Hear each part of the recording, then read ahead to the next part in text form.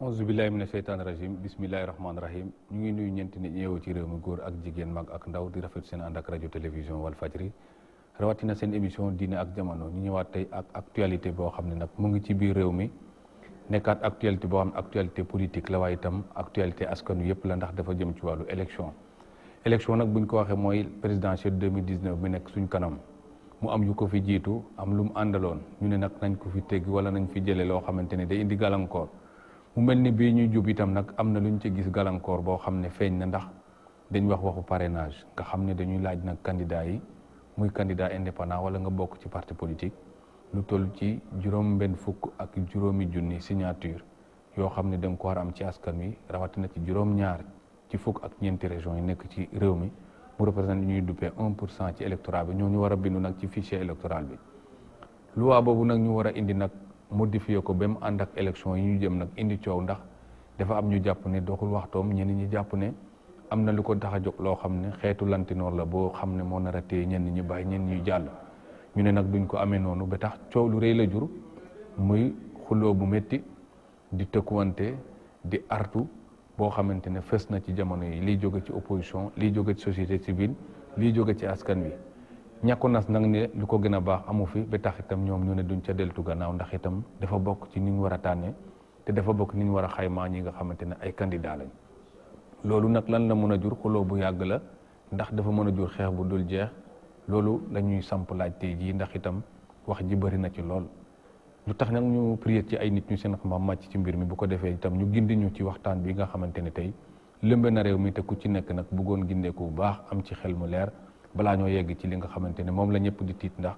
loolu daal mooy lu ñuul li ñuy seen ci soowum 2019 bii prier nañ ci ku mel ni As Ababacar Gueye bokk ci parti réew mi As Ababacar maa ngi lay nuyu. maa ngi lay fay Ousmane. jërëjëf maa ngi fi ak Modou Fall bokk ci mouvement Dëggu Ma Wóor Modou Fall maa ngi lay nuyu. maa ngi lay fay sëñ Ousmane. maa ngi fi ak Ousmane Badiane Benno Bokk Yaakaar Ousmane Badiane maa ngi lay nuyu. maa ngi lay fay Ousmane. maa ngi ak Zahra Iyane Thiam bokk ci APR membre Benno Bokk Yaakaar Zahra maa ngi lay nuyu. kon ñu ngi leen di ziare yéen ñëpp di rafet seen teewaay fii ci plateau bi ñu waxtaane kon mbirum parrainage loo xam ne tey jii wax ji bëri na ci lool coow li bëri ci lool ba itam ñu bëri am ci tiitaange As Ababacar Gueye ndax bi nga déggee yëf yi ni ko ñenn ñi jàppee saxel dem na ci lu mel noonu maanaam lii bu fekkee saxal nañ ko ba mu dal di am na lu mu mën a jural ñenn ci ñoo xamante ne amoon nañ mébétu bokk muy bokk ci li nga xam mën na leen gàllankoor ci candidature. jërëjëf Seydi Ousmane balaa ma lay tontu damay profité ci prise de parole bi rek pour nuyu la bu baax nuyu aussi kilifa kër gi muy Sid Lamine di nuyu sama co-débatteurs yi ndax Sénégal moom benn bopp la tey jii ñu ngi boor bii ñu ngi boor bële wax dëgg yàlla mais li ñu bëgg ñun ñëpp rek mooy defar Sénégal donc di nuyu le doyen nga xam ni moom monument la doyen Ousmane ci mbir mi di nuyu suma xarit suma sœur Zahra Iyane Thiam di nuyu aussi Modou nga xam ni ñu ngi tase ci plateau yi di nuyu Sénégal gi yëpp di leen indi nuyu président Idrissa Seck heure bi ma nga kasu rajam ba fa laa jóge daw ñëw ndax mbir mi jar na ko bi loolu weesoo Ousmane defe na samp laaj bi nga samp laaj fi nga commencé rek noonu la wax dëgg yàlla xam naa dañ ko gën a xóotal mais lii nga xam ni tey jii bëgg nañ ko def muy parrainage pour laalaat ñaar fukki article yu nekk ci biir code électoral bi parce que ñaar fukki article laal nañ ko ci donte ni juróom wala juróom benn rek ñu wax bu baax a baax ci parrainage bi bu fekkente ni tooguñu xool ko bu baax a baax pour jël ko fi teg ko fële coow rek lay indi ndax it man bi ma ko yërndoo rek pour débuter gis naa ni motivation bi nga xam ni moom la pouvoir bi wax ni moo tax mbir mi jóg ñetti motivation la te sax ñaar yi baax na waaye dafa tolloog dañuy jël ñoom ñaar yu baax jël bu bon jaxase ci lu tax ma ne ñaar yi baax na ci ñetti motivation benn bi mooy xam nga ministère des affaires étrangères dafa am rôle bu rëy bu muy joué ci élection yi mais rôle boobu ñun ñi nga xam ne ay acteurs lañu sur le terrain ñu gis ni dafa diis trop maanaam loo ci réew da nga koy jaarale ci ministère des affaires étrangères et des Sénégalais de l'extérieur mu am ay difficultés par exemple ñun Mauritanie temps yii passé on a écrit une correspondance bi nga xam ne dañu ko yónnee Mauritanie pour ñu désigner suñu ay nit ñu toogal ñu ca commission ba lettre ba def na 1 mois 20 jours su suñu gars yi demee ñu leen lettre bi egsiwul 1 mois 20 jours avec décharge et tout donc loolu bu ñu gisee ci motivation yi ñu ne léegi dañuy gën a jëmmal le ministre chargé des élections maanaam kuréel gi yore élection fii ci Sénégal pour def ko man damay applaudir ci loolu muy beneen bi aussi mooy xam nga ñaari élection yi dañuy xaw a jege donc pour éviter ñaari chevauchement yi ñu mën a randal date yi baax na mais waroon nañoo yem ci loolu rek buñ ci yemoon ñu xam ne liggéey tax ñu jóg ak defar tax ñu jóg mais bu ñu waxee ni léegi dañuy yemale ci parrainage nii xam nga parrainage du lu bees nag ni nga ko waxee rafet na trop parce que article L116 waxoon na ci maanaam ku amul parti politique nga xam ni candidat indépendant nga dañ la daan am lim bu ñu la daan laaj bu ñu demoon sax bay yemale ni léegi parti politique yi donte ni ñoom personnalité morale lañu duñu personnalité physique dañ leen bëgg a yemale ak ñeneen ñi xel da doon jàpp sax ñu ne léegi nu ñu laaj 10 000 comme ñëpp. la fi nekkoon donte ni 10 000 bañ doon laaj sax indi na ay difficultés yu doy waar ba ñu ña ko doon laaj da ci am ay difficultés ñoom it Kéba kenn ñoom it Youssou Ndour et cetera waaye xel fi mu teeyee mooy ñu ne dañuy yemale ba pare niveler vers le haut yemale yu bokkul ay parti politique personnalité morale personnalité physique déjà la constitution consacrait le droit d'association le droit de s'opposer ñu jóg ni léegi sénégalais bu ci bëgg def rek fokk rek nga tànn ba pare loolu it ñu wax ko def bu doy waar ndax juróom benn fukki junni ak juróom yooyu ñuy wax 65 000 yooyu ñuy laaj parce que c'est par rapport ak 1% du fichier laaj yi dañ ko laaj sax dafa tey xel parce que dañ koy tas ni nga ko waxee léegi c'est vrai minimum ci juróom-ñaari région bu ci nekk nga am ci 2000 ba pare am 65 000 lu doy waar parce que tey jii un parti bu amul benn difficulté amoon téeméer di junni nit 100 000 personnes parce que des partis comme le Rewmi on a passé amuñu problème yooyu 2012 bu mujj bi 212 000 Sénégalais ñoo jóg dem votel Idrissa Seck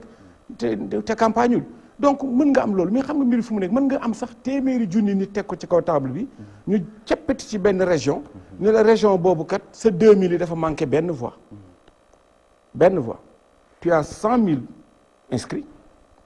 benn voix moo manqué ci benn région texte bi bu ñu ko appliqué dañuy rejeter sa candidature et je me pèse bien mes mots beneen bi mooy ñu jël boo jëmee ci article L57 bi moo ko yërndoo rek de façon très subtile ñu jël benn terme dugal ci xam nga pour nga nekk président mën nga bañ a nekk électeur éligible mais léegi ñu xool ko ni léegi il faut que nga nekk am sa carte électeur dooga loolu yëpp bu ñu ko gëstoo ba ci biir bu waxtaan bi xuusee daañu xam ni rien n'est fortuit donc wax dëgg yàlla man li ma xalaat daal mooy te daañu gën a génne ay arguments yi nga xam ni Sénégal yi daañu xam ni mbir mi am na lu ci laxasoo et que parrainage daal wax dëgg yàlla bu ñu ko fekk seppiwul teg ko fële ñaanuñu ko yàlla mais li muy jur mën na bañ a doon jàmm. As Babacar bi nañ ci dellu si waat léegi Modou Fall waxtaan yi yàgg lool ngeen doon ci weccoo ci wàllu fichier électoral bi ndax mi itam boo waxee rek day nekk ne ren ba itam mu nga ca fichier ba parce que dañ ne 65 000 yooyu dañ nekk ñoo xam dañoo inscrire ci fichier bi déjà mu nekkaat exigence boo xam ne boo ko méngalee ak ñi jotul ak seen carte yi ñuy defar te pareeguñu yooyu ndax amul gàllankoor bu mën a jural ñenn ci ñi nga yaakaar nañ foofu daal. Ousmane Sène El Hadj Ousmane Sène ñu ngi leen di nuyu yéen ñëpp di nuyu Grand Gueye di nuyu madame Diop ministre Zahra Iyane Thiam ak le doyen comme ni nga ko waxee sànq Ousmane Badiane di nuyu ñi ñuy seetaan aussi à travers Walf TV question bi nga posé dafa am solo man dama yaakaaroon ne ci cëppaandawu wax bi lay ñëwee sax mais da nga ko indi ci kanam li tax mu am solo mooy Sénégal bu ñu adopté loolu ñoom ñooy nekk réew mi njëkk ci àdduna bi lu toll ci 200 ak fukk ak benn pays ñoo fi nekk 211 pays te Sénégal bu ñu adopté loolu ñoom ñooy nekk réew mi njëkk ci àdduna bi ñu adopté parrainage citoyen avec un pourcentage xam naa du ñàkk posé naa leen question bu amee beneen réew bu utiliser pourcentage ci fichier électoral bi ñu wax ñu ko ça veut dire que pourcentage dafa nekk luy évoluer exemple bi ma ci joxe mooy fichier bi bi ñu jógee ci élection yi dañoo xool ni fichier général bi li ci nekk mooy 6 219 437 inscrits muy kàddu ministre bi nekk aussi ci document yi bi ñu demee ba audit bi ñëw audit bi joxe 6 219 251 donc ça veut dire même bu doonoon 100 voix la am na 100 inscrits yu nekk différence bi en termes de parce qu'on parle en termes de pourcentage donc ça veut dire que kon il faut ñu xam exactement ban nombre ñaata inscrits ñoo nekk ci fichier électoral bi pour mën a appliquer benn chiffre te yaakaar nañ ñi jëmaatuñ ci audit je ne pense pas donc dañ génn ci audit nekk ci période de révision exceptionnelle ça veut dire que du ñàkk am na ñeneen ñoo xam ne dañuy dugg ci fichier bi te waxoon nañ ni ci refonte bi buñ jëlee chiffre ANSD waxoon nañ ni normalement ñi nga xamante ni am nañ âge voté toll nañ ci 7 millions et quelques 7 millions 600 et quelques ça veut dire que kon bi ñu defee refonte ba passé waroon nañ ci mën a yokkaat ñeneen ñoo amoon nañ possibilité inscrire parce que am nañ âge bi mais peut-être dañoo demul woon inscrire donc ce qui veut dire que période bi on peut s'attendre à ce que au moins 300 000 wala lu ko ëpp d'autant plus que tey génn nañ j'ai vu le journal Le Soleil wax na population Sénégal muy tourner autour de 15 millions 200 et quelques mille donc ça veut dire que kon mën nañ wax ni fu nit ñi génnee en masse inscrire donc fichier boobu dana gonfler te bu gonfler après bu ñu demee ba am version finale bi ci la ñu mën a appliquer pourcentage léegi version finale bi est-ce que chiffres yi ñuy jox ci njëlbeen mooy nekk chiffres yi nga xamante ni réellement mooy nekk ci base de données bi donc question la bu ku nekk mën a posé wu contrairement ak peut-être bu ñu demee woon ci logique gu comme ni ko doyen waxee sànq monsieur Guèye un nombre fixe xam nga bu ñu demee woon ci un nombre fixe comme ni mu existé ci constitution bi article 29 existé aussi ci code électoral bi comme ni L116 comme ni mu ko waxee donc comme existé na foofu ñu table ci 10 000 ñu table ci 10 000 à raison de 500 sur 6 régions minimum xam nga loolu mooy li existé actuellement xam nga loolu au moins nee nañ 10 000 quelle que soit la taille du fichier dina mën a am donc kon buñ gonflee chiffre bi indi ko en terme de pourcentage te audit bi déjà fiabilité bi man dem naa sax ba ni bërki démb benn waay fi mu toll nii est-ce que nekku nit ñi di ñu divertir sax parce que débat bi demoon na ci fiabilité fichier bi ñu mujj ko bàyyi indiwaat ci parrainage bi te foofu y avait beaucoup de choses à dire kon bu ñu ñëwee ci parrainage bi effectivement existé woon na ci constitution bi ak ci code électoral bi mais ñu mu concerné woon mooy candidat indépendant parce que boo gisee ñu ne candidat indépendant le concerné man sax li ma jàpp de façon globale mooy existé na même concerné woon na parti parce que li tax ma ne concerné woon parti yi mooy dañ ni bu fekkente ni da nga bëgg a déposer sa candidature soit parti da lay yebal cela veut dire que c'est le parti qui parraine voilà c'est le parti qui parraine un candidat parce que boo gisee ñu ne c'est le parti qui parraine un candidat plus loin waxaat nañ ci article bi ni bu fekkente ni nii da ngaa nekk parti benn candidat rek nga mën a investir xam nga c'est important bu ñu nee la doo boo nekkee parti benn candidat rek nga mën a investir cela veut dire que supposé nañ ni parti mbooloo la alors que ki nekk individuel muy candidat indépendant bi kooku moom képp la il faut mu am ñu mu àndal comme il faut mu am ñu mu àndal donc il faut ñu laaj ko ay signature ci logique boobu lañ demee woon léegi ñu ñëw ci circonstances yi nag circonstances yi ñu ñëw ñu proposer ñu parrainage 1%. difficulté yi wax nañ ko techniquement dinañ ci ñëw démocratiquement dinañ ci ñëw du point de vue constitutionnel aussi dinañ ci ñëwaat bu débat bi gën a xóotee mais toujours question bi may poser mooy depuis le début mooy est-ce qu'il existe un seul pays au monde bu nga xamante ne nii liñ bëgg appliquer ñun ci suñu réew muy le parrainage citoyen avec un pourcentage am na bu amee ñu wax ma réew sàngam la ndax ci li ma xam pays yi bari yi utiliser Europe de l'Est lañ nekk ay Croatie ay Roumanie et cetera te ñooñu dañoo fixé benn nombre boo xamante ni inférieur boobu duñ ko dépassé d'accord Modou Fall dëgg ma woon dinañ ci dellu si wàll Ousmane Badiane suñ mbokk pël yi wax ne moƴƴi ala laranam maanaam li baax moom xoolal ma jaru ci yàgg mbala amul ci place ñu toog ba toll foo xamante ne kuy wax parrainage rek ñu ne la nañ ñu ko xoolaat ku wax parrainage mu ne nañ ko jàngataat ku wax parrainage mu ne bu mu fi am tey bu mu fi am ëllëg yow mbaax gi ne ci mbir mi bañ war koo mën a maintenir ci coow lu bari li fan nga ko mën a situer kon. bon fu muy commencé Ousmane moo di la gërëm ci invitation bi. di gëj naa ñëw Diine ak Jamono. mais dama koy suivre régulièrement. merci émission bu am solo la. chaque fois dañ ci jàng lu bëree bëri. di nuyu suma xarit yi nekk fii As Modou ñoo nekkoon ci cadre concertation bi. suma sœur ministre conseiller Zara ñun ñoo fa nekkoon. di nuyu aussi téléspectateurs yi ak téléspectatrices yëpp. ak kilifa diine gi ci ak kilifa kër gi. man. coow li parrainage bi coow li ci juddu daf ma jaaxal parce que dama ne xanaa ñi nga xam ne dañ ne waruñ def parrainage nekkuñ woon Sénégal bi ñuy organiser les législatives du 30 juillet 2017 wala buñ fi nekkee aussi xanaa seetuñ bu baax a baax naka la mbir mi demee xam nga pays bu nekk nag. muy élection présidentielle yeneen élection législative am na lu ñuy wax sorte de filtrage mun na tudd fii parrainage boo demee États-Unis y a des grands électeurs nga dem France am na ay parrains ñoom ñu jël ay élus locaux ak yooyu c'est ça maanaam filtrage parce que fu ñu falee ay institutions yooyu foog ñu aar ko quand même te Sénégal depuis l'indépendance ci la ñu am le premier filtrage dans le code électoral mais ne seuls les partis politiques légalement constitués pouvaient concourir à l'expression des suffrages seuls les partis politiques boo amul parti mënoo concourir réew y a pas que les partis y a les partis y a ce qui n'appartient à aucun parti kooku c'était un premier niveau de filtrage ñu dem ba ci biir ñu évoluer ñu yokkaat ci vers les années 90 les partis et les coalitions maanaam mun nga weesu benn parti am coalition de partis pouvaient concourir à l'expression du suffrage donc ñu gën a ubbi encore buntu bi ñu dem ba ci biir vers les années 91 yooyu ñu ne les candidats indépendants pouvaient concourir mais seulement à une partie pas à toutes les élections ñun donc mbir am na mun nañ ñi nga xam ne amuñ parti mun nañ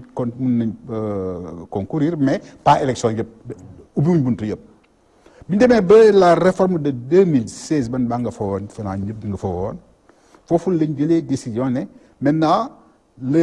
les partis les citoyens et les candidats indépendants sont ouverts à tous les types d'élections xam nga Sénégal bon parce que ñetti élection moo fi am local présidentielle ak législative référendum bon on considère que c'est pas une élection c'est ça c'est une consultation simplement ñu ne kon bëgg léegi buntu bi ubbeeku na les partis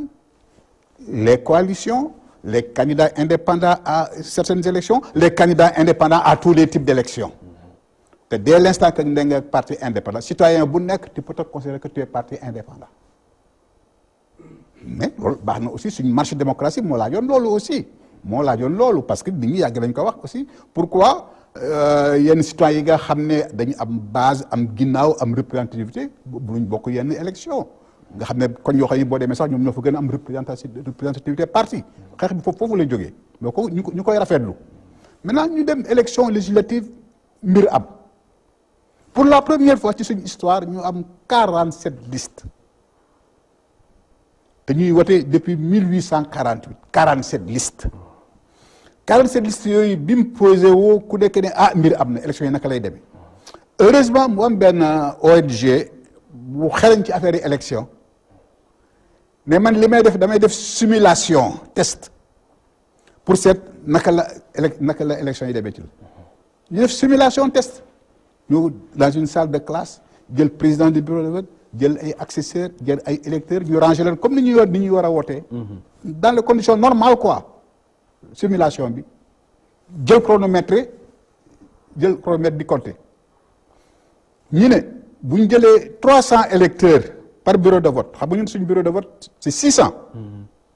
900 la woon ñu wàññi ko muy 600 par bureau de vote mais ñoom ne rek dañu jël uniquement la moitié mooy 300 électeur bu ñëw jël bulletin yi ñu teg dañoo tegoon ay bulletins quoi voilà ñu ne en moyenne 4 minutes ëppoon na ko sax quoi mais 4 minutes pour bañ a exagérer bi ñu defee calcul bi mu doon 20 heures ñaar fukki heures 20 heures xam nga 20 heures ñun ci suñ code électoral 2 jours de vote la parce que Sénégal le vote commence à 8 heures arrête au plus tard à 18 heures mën nañ prolonger peut-être encore ba 20 heures mais ça c'est exceptionnellement quoi mais sinon à partir de 18 heures ñu fermer commencer def décompte mais donc mbir am na parce que avec 300 électeurs seulement mu doon 20 heures ça veut dire que donc bu ñu jëlul ay dispositions pour seetaan mbir mu naka lay demee vote du am soit ñenn ñi dinañ ñëw wote ba ci biir mu jeex ñe dem vote du am ay désordre da am loolu moo indoon proposition yooyu Sénat defoon ñu ne bokk léegi comme noonu la demee te situation bi ñëpp la bett te ñu ñëpp di sommes responsable dañ permettre ku nekk au moins nga mën a jël 5 bulletins boo jëlee 5 bulletins yi nga xam ne moom yi nga tànn nga dem nga kii ko yooyu loolu moo tax ba vote bi am maintenant vote bi amee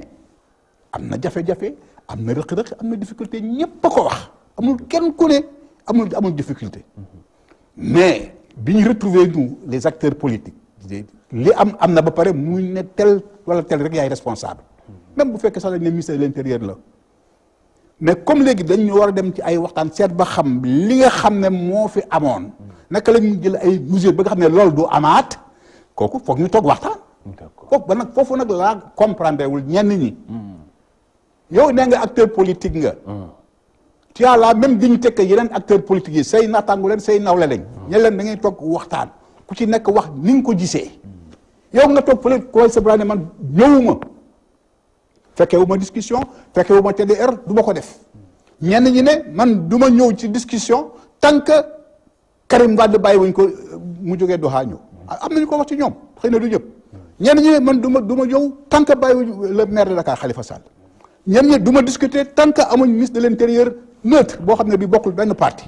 posé ko comme conditionnalité kooku ne kenn mënu ko accepter donc toi tu es en marge de la discussion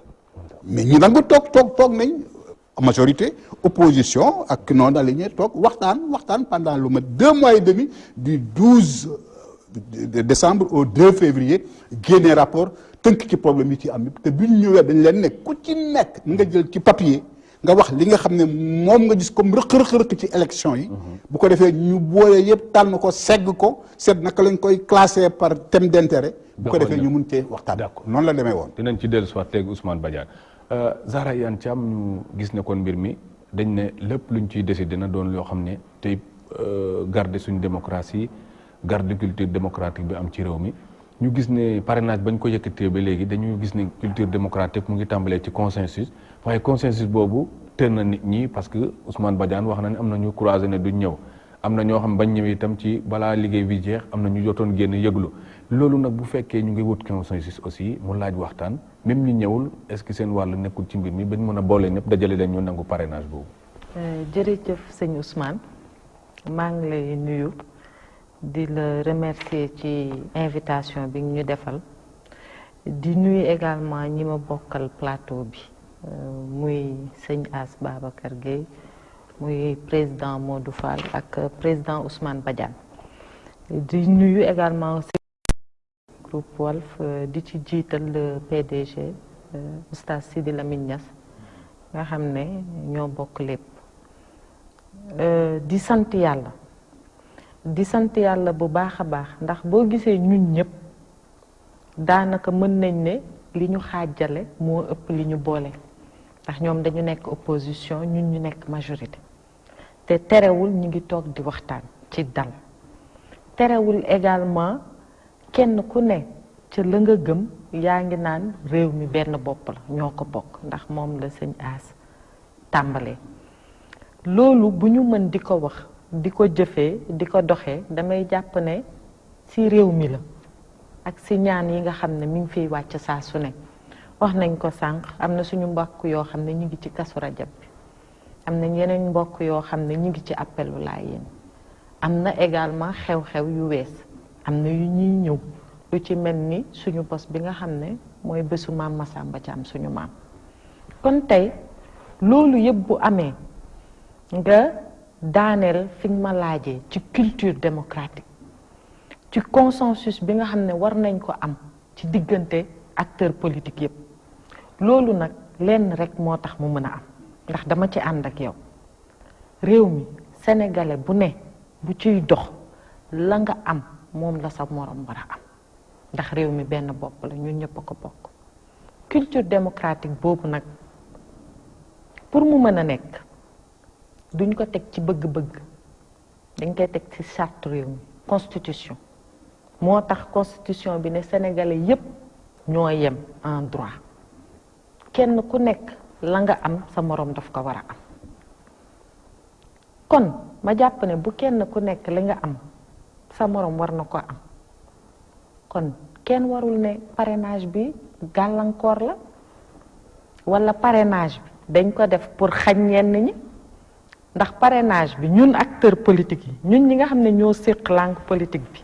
biñ koy jël di ko teg ci ndodd indépendant yi kenn kaasu ko lu tax bi ñu naan képp koo xam ne da boo bëggee nekk candidat bokk Sénégal faw nga dem laaj ñu bindu ay signature walla parrainage ñun kaasuñu ko acteur politique yi xëy na dañ leen bëggoon beddi waaye damay ñëw ci lu tax parrainage am ndax parrainage tekkiwul ne ay nit yu bari dañu war a dajaloo signer la loolu indiwul parrainage xam nga lan mooy indi parrainage ndax coow li yépp bu baree rek dafa fekk xamuñu exactement parrainage bi lu mu tekki xam nga bi ñuy génn ci indépendance bi te foofu si war nañ fa sargal bu baax président Léopold Sédar Senghor ndax dafa am lu mu tabax ci Sénégal am vision bu mu amoon ci évolution bi nga xam ne àdduna dana ko am ba mu samp yoo xam ne yu bari yi ñuy gis ci àdduna bi tey ci wàllu xëccoo ci wàllu xeex ñun suñu borom mi ngi ñu ciy dimbali bi ñu génnee ci indépendance bi ba war a tabax suñu nation moom suñu bopp war a demal suñu bopp dafa am yoo xam ne dafa ne faw ñu dandu ko moo tax mu indi cousinage bi plaisanterie bi caameen di tooñ saareen lii taaleen et cetera mais mu teg si également ni képp koo xam ne war nga mën a jóg ba ne dama bëgg laaj réew mi nga bañ a bokk fenn rek maanaam man ma jóg bokk Dakar waa Kaolack xamuñu ma waa Ziguinchor xamuñu ma ne damay laaj Sénégal su boobaa mën nañ def comme ñenn ñi nga xam ne bi ñu leen falee dañu ne seen gox rek a leen intérêt chantier bu ñu jël rek ne man fii rek laa bokk fii laa koy def di nga gis keneen koo xam ne mën na nekk Casamance bu faloo xëy na toogal waa Casamance ñu ne kon képp ku jóg di laaj réew mi na nga fexe ba ci genn wàllu dëkk yi bokk ci réew mi au moins mu am ñoo xam ne mën nañ la fa ne ah kii kat xam nañ ko seedeel nañ ko ne bu yoree bopp réew mi ñun ñëpp dinañ ci gis suñ bopp looloo indi signature loolu moo waral parrainage moo tax ñu ne nañ ko def ci 6 régions yemale ko ci 10 000 bu fekkee ne nag dañuy wax rek te yàlla tax fichier électoral Sénégal maanaam nit ñiy jug di bindu bu ñu amee fukki at ak juróom-ñett comme ni ko code électoral bi waxee wala comme ni ko constitution bi waxee toll wu ñu woon ci limu 6 millions gënoon nañ néew 6 millions fuuf mais lim bi saa su ne day yokk donc ba tey ñu toll ci fichier boo xam ne 6 millions 200 nangam mille la woon xamaguñu nag fan lay yemaat ndax ñu ngi ci biir période de révision mu ne parrainage nañ ñu wax réew moo xam ne ci pourcentage la jëm maanaam ñu ne du ñu ne rek nañu laaj fukki junniy nit mais dañ naan téeméer bu ne nang ci indi kenn koo xam ne nee na kii parrainé naa ko maanaam wóor na ma ne bu demee élection war naa ci mën a gis sam bopp téeméer bu ne nga indi ci benn xam naa ne nit ñi mënuñ ne nañ indi genn wàllu nit waaye war nga mën a indi benn ci téeméer bu ne ñu ne waaye nañu bàyyi ba limu ñiy fal ndax ñiy fal ñooy def loolu nañu bàyyi ba limu ñiy fal ñu xam ko ñu door a natt ñaata ci ñiy fal lay doon ñu ñëw nag ci nombre bi ëpp ak ci pourcentage bi boo demee États-Unis parrainage moo fa am xëy na mën na am ci façon soit mu nekk grand électeurs yi wala mu nekk citoyen ndax foofu ñëpp ay nekk candidat waaye ku ne da ngay dem mu am ñu lëkk Europe bi muy wax également parrainage dafa am muy ci wàllu citoyen yi kenn ku nekk nga jël ko wala ci wàllu ñi ñu fal ñi nga xam ne ay élus lañ dañ leen takk réew mi pas ndombal tànk réew mi moo leen fal élection la du ñu nommé ñun ñu ne bu ñu defee loolu dinañ ñu ne yéen a ëpp élu majorité présidentielle bu ñu defee loolu dinañ ñu ne yéen a ëpp élu bu ñu ne nañ jël député yi dinañ ñu ne yéen a ëpp député ndax ñu ci bëri ci opposition bi ñu demee assemblée xëy na benn lañ fa am donc loolu bu ñu ko defee ñu ne ñu da ngeen a bëgg segg ñu ne comme du loolu rek nit ñi ci seen bopp ñooy jug di fal dañ ko natt ci nit ñi benn loolu moo indi ñun ñu proposé woon parrainage citoyen te lii may waxtaan ak yow laa ci sawar a waxtaanal ak Fall mii ak askan wi ndax comme ni ko doyen Ousmane Badiane waxee bi ñu jógee ba ne nañu waxtaan dafa am ñoo xam ne dañu ne ñëwuñu kon coow li am ci parrainage bi Modou Fall boo ko déggee muy wax ci parrainage bi danaan bi ñu demee waxtaan lii la ñu wax laa la ñu wax moom ak ñi ñëw ci concertation yi dañu leen naw respecté leen ndax ñoom ñoo njëkk respecté seen bopp. respecté sa bopp weesuwul nga ne man dama bokk Sénégal am xam-xam am xarañte yéene ko réew mi bu ñuy wax ci waxu askan wi buñ may rey sax damay ñëw waaye dama bokk ci réew mi waaye bu ñuy wax loo xam ne neexuma man du ma ñëw ñooñu waruñoo wax ak ñoom kon coow li ñi ko indi xam nga mooy ñan ña ñëwul woon toog ca taabal ba bi ñuy waxtaan ñoom nag li leen yitteel mooy jee fitna waaye ñun fitna kenn mënuñu ci fekk si ndax président Macky Sall dafa am lu ko tax a jóg mooy lépp loo xam ne nekk na ngëneel nekk ci biir Sénégal sénégalais bu ne war ci jot moom mu taxaw ne mën naa fexe ba nit ñi jot si mu taxaw ci loolu parrainage bi nag dinaa si gën a xuusaat. dinañ ci ñëwaat. waaw baax d'ailleurs voilà As Babacar parce que bu fekkente ne dañ wax ne ñoom lépp luy fitna ànduñ ci te lii am nañu ci rasu ba léegi te ñoom nee nañ deltuñ ci deltu gannaaw ci kàddu yi ñu jot ci président ci journal ci bés yi ñu nga xam ne paraître nañ mu ne itam yéen ñi nga xamante ne teewu leen ca waxtaan ba jàpp na ne lu ci mënti juddu itam ci yéen lay soqeekoo ci ay jafe-jafe ndax mbir mi yéen da ngeen taxaw rek ne kon ça me concerne ngeen di bàkkoo maanaam nekku leen fu waaye yëf yi bàyyiwu leen yéen ñi nga xamante ne teewu leen fa. jërëjëf Ousmane def naa argument bu sama sœur bii bi may ñëw àndaale naa ko ndax bokk na ci argument yi mu yaakaar ne mooy argument yi gën a dëgër ci li muy wax te du argument bu tegu fenn parce que kilifa bu toogee ba bu woowee njabootam du ko fekk si war na poser wu ay question kilifa bu toogee ba bu woowee njabootam lu mat 50% ci njabootam bañ koo fekk si parce que tey jii coow li nous sommes d'égale dignité mais loolu ñu organiser foofu wax dëgg yàlla plus de 50% de l'opposition nekk ñu fa woon muy lu leer nañ waa kilifa nag bu toog njaboot ne cam kii ay waxam war naa seet boppam loolu mooy suñu problème ak kilifa gi fi nekk pour mu wax bu gën a rafet ni ma ko mën a waxee xale yi dañ daan waxam jarutu dóor sa doom ki nga xam ne la mu lay woo xam nga ni amul lenn lu mu ci gëm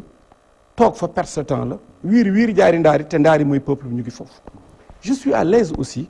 par rapport ak bu ma leen déggee ñu wax rek damay xam ni wax dëgg yàlla amatuñu argument bu fekkente ni dañ leen wax ci ali kalaj ji fii muy le parrainage ñuy defar ay historicité du processus électoral waaw nañu fi mais war ngeen jàpp ni yooyu yëpp bañ koy def dëkk bi yënguwul lu tax ñu ngeen yëkkati bi rek dëkk bi yëngu looloo jar a laaj loolu nag ci lay ñëw ndax dañu war a expliquer Sénégalais yi par rapport ak fitna bi sax laay wax tuuti ndax man sama njiit alhamdulilah rabbil alamin barki démb la ko ñëpp dégg mu ne ku ci yaakaar ni réew mi ci say loxo lay mujj comme ñun bëgguñu jël réew mi fekk mu nekk dóom la Abdoulaye Wade doon wax ku leen dóor jël leen fiir man waxuma ko bu leen gars yi sànnee lacrymogène dellu leen ginnaaw je pense que là kenn mënatuñu boole ci loolu ñun dëkk bi dañuy yaakaar ni dañ ko war a defar mais waruñu ko yàq waaye nañ ci jàppale tamit li ma bëgg Sénégal yi xam ko li tey suñu xel ci mbir mi mooy mais Ousmane on ne peut pas faire du vrai sur du faux le fichier électoral là fiableul lu tax fiable aussi kii xam na ko man xam naa ko tey jii ci élection 30 juillet yi beaucoup de Sénégalais dem nañu yor seen carte dugg ci bureau de vote ñu ne lëj bët ñu ne nekku leen ci ñooñu est-ce que ñu ngi ci léegi wóoraguñu te dañu am ñaaw njorti nekkuñu ci parce que fan yële passé à côté des commissions administratives nga xam foofu it affaire u njaaba njàlle lañ ci def parce que appliqué wuñu la loi loolu mooy le président Macky Sall dañu waroon mettre 552 commissions ci 552 communes yi parce que les listes électorales sont communales ku ci nekk yor sa machine di photo di enrôler ndax 57 milliards Sénégal yi ngeen jël def ci waaye xam ban tappale lañ ci def ci sous préfecture yi ak préfecture yi rek la ñu def ay commission yu am machine utal ko ab terme nag ndax dañu bëgg slogan tuddee ko ay commission spéciale ñooñu rek ñoo mën a enrôler muy dans les 45 départements et dans les 123 arrondissements gis nga yi ci def yëpp 384 yi boo fa demee ay kayit la ñuy bind maanaam boo jëlee ab arrondissement primo inscrit yi nekk ci communes yi polarisé wu foofu yëpp dañu war a takk saret dem ca chef lieu ba te waroon mën a toog fa ñu nekk def ko yooyu yëpp pour wàññi primo inscrit beneen bi mooy à part ces commissions là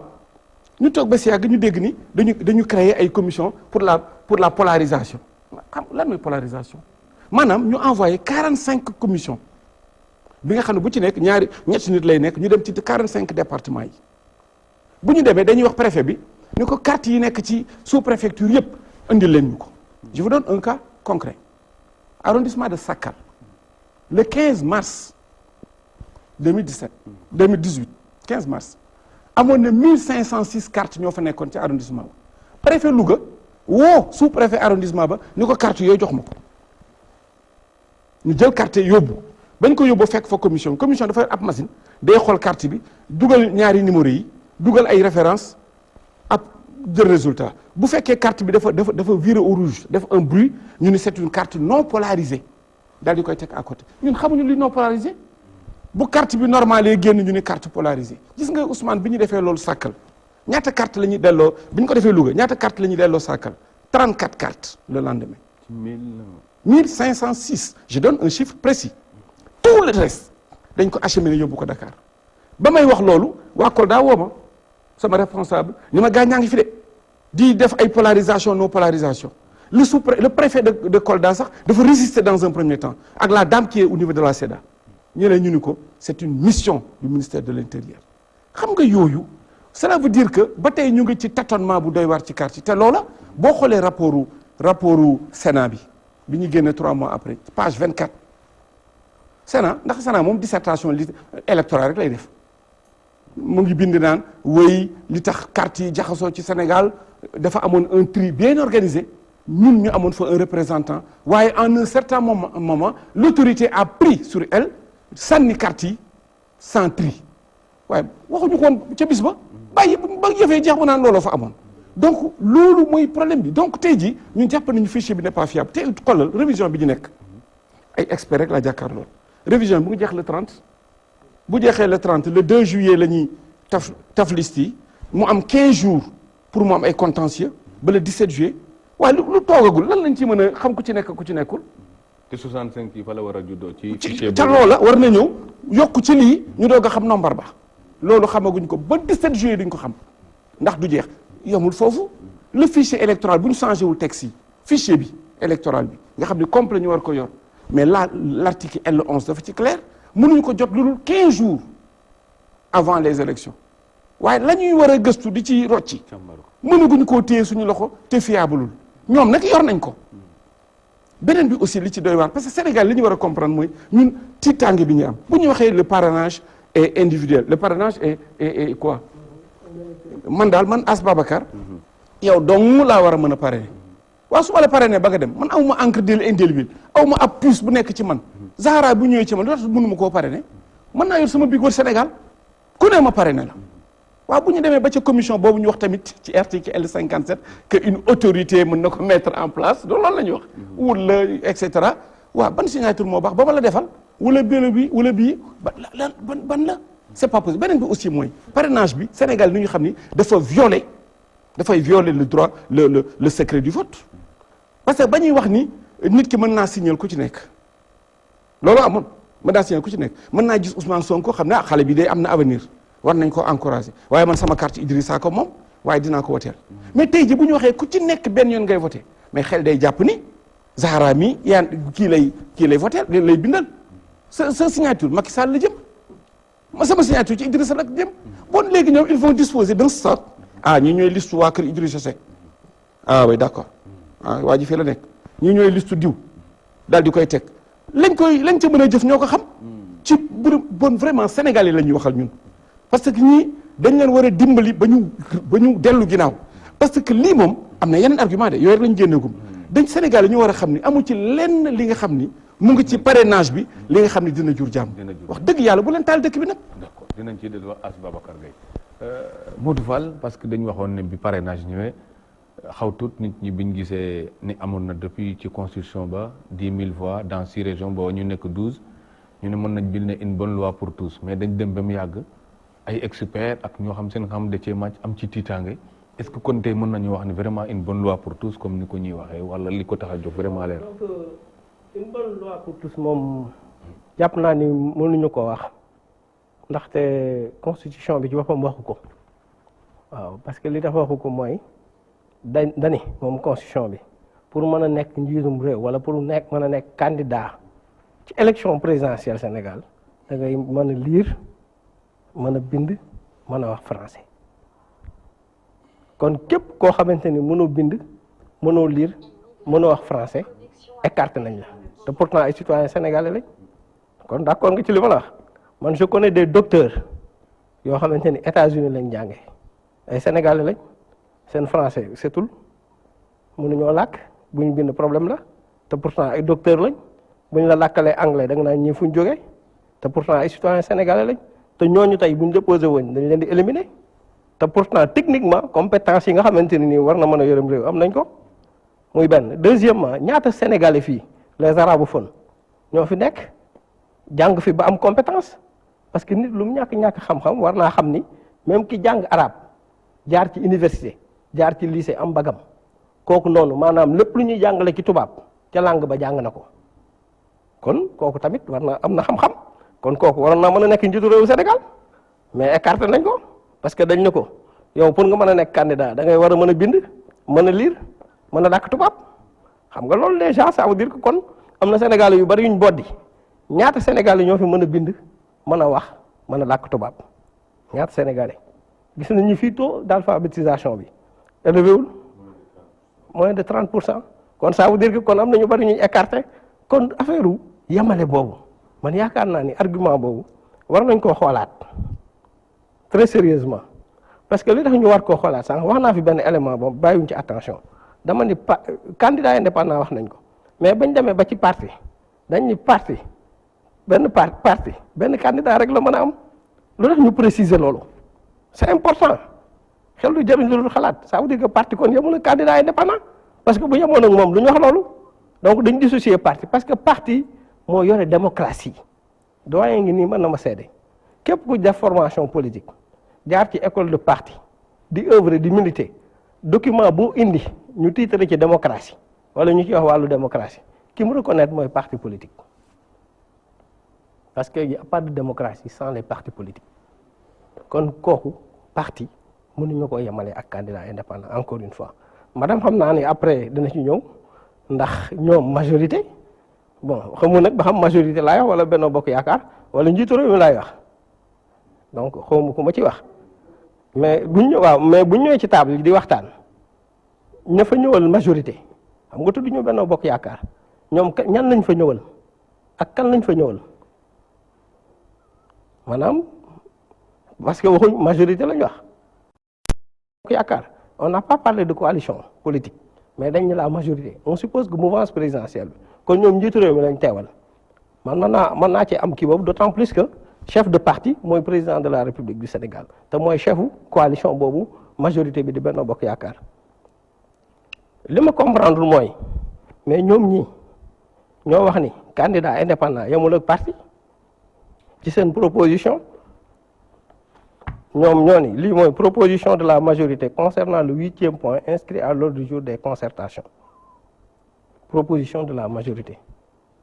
ñu ni première proposition ñu ni exiger à tout candidat présenté par un parti ou une coalition de partis politiques la signature au moins de 0,5 électeurs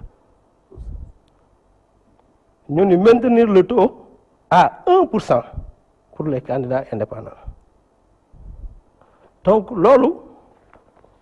kon ñoom bi ñuy ñëw xamuñu woon ni citoyen sénégalais yi ñoo war a yem candidat indépendant yi ñoo war a yem même bu doonee après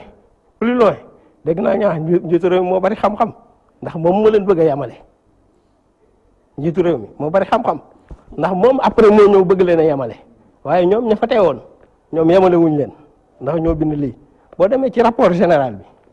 du cadre de concertation sur le processus 24 boo demee ci annexe yi page 25 ci synthèse yi xam nga lii seen proposition la ndax kenn ku ne def na proposition ci ñun mënoon naa ko résumer d'autant plus que buñ wax ci débat yi ni kenn proposé wul dara même ñi ñëw am na lu ñu proposé même ñi ñëwul tamit am na ci ñoo xamante ni am na lu ñu proposé par beneen canal peut-être mais li ma jàpp mooy boo demee ci annexe bi seen proposition bi ma nga fa te 0,5 la pour les candidats indépendants 1% pour les partis 1% pour les candidats indépendants 0,5% pour entre-temps qu'est-ce qui a changé bañ bëgg a def 1% partout te pourtant yaakaar nañu njiitu réew mi day arbitré parrainage en tout cas bokkul ak rationalisation des candidatures ñaar yooyu bu leen kenn confondre peut-être mën nañu rationalisation des candidatures benn élément ci moom mën naa nekk parrainage bi ñuy wax ba léegi kenn répondre sama question parce que dama ne ban pays moo bëgg a def moo def xam nga waxuma Sénégal mën naa seppi boppam am nañ droit ni dañoo bëgg a innover dans quel sens ak lu mu ñu jural ëllëg ñoo xam parce que innovation am na lu mu ñu indil loo xamante ne conséquences yi ñu ngi koy dund comprendre nga moo tax ma ni ban pays man sama question dafa leer c'est que bu amul ñu ne ma amul ban pays mooy utiliser parrainage citoyen ba pare di wax pourcentage foofu laa waxee mais parrainage am na xam naa ko France bi ñuy wax souvent ñu koy jël exemple ci jafe-jafe lañ nekk parce que bi ñu demee ba Marine Le Pen amee jafe-jafe 500 signatures yi nga xamante ni ci ay élus la koy jëlee te am derrière moom 2 millions d'électeurs yoo xamante ni nii yu fiable la yu sur yu bokk front national lañ dañ ne il faut ñu revoir cette politique dañu mujj obligé aider ko te 500 signatures la d'élus ëllëg bu ñu demee techniquement ci lii nga am 65000 ñoom ñu ne dañoo bëgg 2 millions j'ai lu ça ce matin ci journaux yi bu ma juumul ñu ne dañoo bëgg 2 millions de signatures mais bu ñu jëlee 2 millions de signatures ñoom ñu amaat yeneen candidat parce que bokk ci élection bokk la déposer ce dossier pour nekk candidature bi léegi supposons ñu am 25 candidats xam nga Sénégal ku nekk day déposer après man dañu leen a éliminer comme en 2012 voilà dañu yegg 14 waaw. voilà dañu leen éliminer léegi boo amee 25 ñu ni supposons 65000 bu ñu ko laajee Ousmane doo déposer 65000 parce que boo déposer 65000 benn donc bu baaxul dañ lay écarter da ngay calculer ban pourcentage nga ci yokk pour am marge bi lay permettre ak lu ñu la mën a éliminer ci ay voix mu rester le 65000 man j'ai essayé de faire des calculs foofu lay terminer pour wax la ne ñett ñi ñu fi éliminer en 2012 kenn ku ci nekk kii déposé 12000 kii déposé 12000 kii déposé 11000 calcul yi ma jox mooy ñoom bu ñu déposé woon chiffre bu gën a élevé 1 plus 1 x plus 1 tiers un tiers de x dana leen accepter seen candidature. parce que dina mat voilà parce que dina mat après qu'est-ce que je veux dire par là mooy bu ñu la laajee 65000 il faut au moins nga calculer 65000 divisé par 3 nga ajouter ko ci sans oublier le fait que wax nañ ko sur les 7 fenn fu ci nekk aussi da nga fay ajouter waat x plus 1 tiers donc suñu la laajee 2000 ça veut dire que affaire bu complexe la te techniquement boo demee ci signature yi contrôle yi parce que loi bi dana ñëw wax nañ ko xamaguñ lan mooy nekk ci commission bi ak naka la ñuy contrôler signature yi contrôler signature ñaar rek moo mën a nekk pour bu gaawee ba gën a gaaw mooy ñu développer logiciel boo xamante ne nii danañu permettre buñ ñëwee signature yi ñu teg ko ci table yi buñ dugalee numéro carte électeur bi wala numéro carte d'identité bi signature bi affiché wu yeneen données yi jarul ñu leen di indi parce que dañuy diisal bu ñuy transporter information bu signature bi affiché wu ñu xool signature bi nekk ci dossier bi ñu def loolu pour autant de candidats bu doonee 20 candidats la wala 25 yi ma waxoon sànq nga multiplier ko par 65000 gis nga li mu doon ci ay signature ñoom ñu indi 10 millions ñoom ñu indi 2 millions mais xoolal loolu te signature mën naa indi ay rapport des thèses yoo xamante ni dañ ciy wax ci signature ak ni ñu koy falsifier signature bi ci gën a doy waar bi ñuy wax signature problème bi mu am mooy le faux par déguisement xam nga le faux par déguisement Ousmane mooy lan yow mi ñëw di signer nga xam sa signature ba pare signer beneen signature bu dul moom. pour mu non conforme nga lor nit wala. voilà conforme nga. donc kon gis nga. techniquement c'est très complexe yaakaar naa ni wax nañ ko démocratiquement day éliminer parti c'est dangereux constitutionnellement dinaa ci dellu si. ci kanam donc pour yaatal côté boobu. Ousmane Badiane kon mbir mi li ci war a soppeeku bëri na ñi ko war a soppi ñu ngi taxaw waaye itam temps bi ak itam lim laaj ci jumtuwaay dafa mel ni teewagut parce que loolu yëpp boo ko dajalee ak fi ñu jëm ak ni mbir mi ñu yaakaar noonu lay gaawe ndekete am na fenn foo xamante war na faa mën a laxasu ci loolu nag ñu war a yóbbu loi bi assemblée nationale voté ko foofu loolu itam ñu ñëw président dal di jël loi boobu bu ko entériné itam ñu door a xool lan lay juraat mu ñëwaat encore war a ubbiwaat waxtaan yoo xamante ne ndax ñii dañu mujj ñëw wala dañu beddi seen bopp ci mbir mi mais tey organiser mu laaj ni mu diise ak ni mu méttee ndax lii laajul vraiment yeneen démarches yu gaaw yu mën a defaraat te xol yi bañ mën a jubóo. Bon Ousmane sa question bi am na solo de toute façon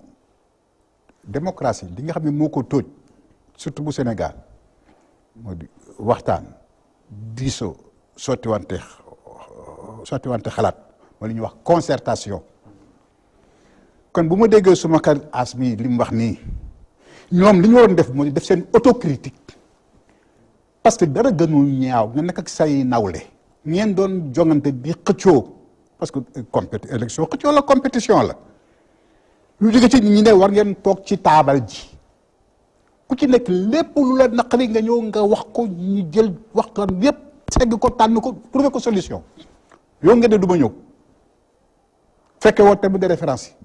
fekke woo thème yi moo tax mu waxee nii mu wax parce que kii foog koo xam ne kii nekku fa xamul lañ duñ discuter lan la ñu newuñ ne discussion bi réglé na problème yëpp discussion bi kañ la du 12 décembre la ba 2 février kooku mun na régler tout le problème du processus électoral après kooku dañu waroon am revue du code électoral avant la prochaine élection chaque année c'est comme ça kii di c'était rek évaluer surtout élection locale yi ñu jógee woon c'était ça l'objet kon boog li ñu wax ni yëpp ci ay proposition bu fekkee ne ñoom am nañ xalaat yooyu dañoo war a ñëw ci taabal gi fi ñuy discuter ni ñu amee xalaat ñun noonu la ñu amee xalaat ñu posé ko ñu xalaat ko ñu tànn ko ñu segg ko ñu téye ko. ñii bokkoon te am tiitaan. ñii bokkoon aussi ñëwoon nañ ñi bokkoon ñëwoon nañ joxe nañ fa seen xalaat ñu ngi koy rafetlu mais xalaat yooyu ñu ci suñ kanam ñun ñëpp dañ ciy discuter ñu ngi rafetlu seen présence ñoom mais bu kenn ñëwaloon sax kon bu affaire bi parrainage sax du am bu ñëpp ne woon ñëw ma affaire bi ça ne m'intéresse pas kon sax lii sax du am mais parce que am na acteurs yu accepté quand même toog waxtaan loolu moo indi lii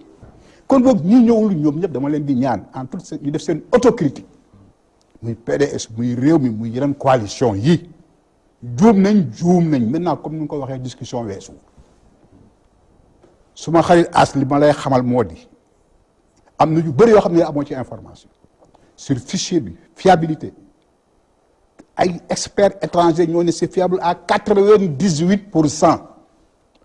puisque amul benn fichier bu fiable à 100% mu ne 98 c'est acceptable kenn saxoo leen suukar kenn instrumenté wu leen ñoo def seen fichier seen terme de référence 4 grands thèmes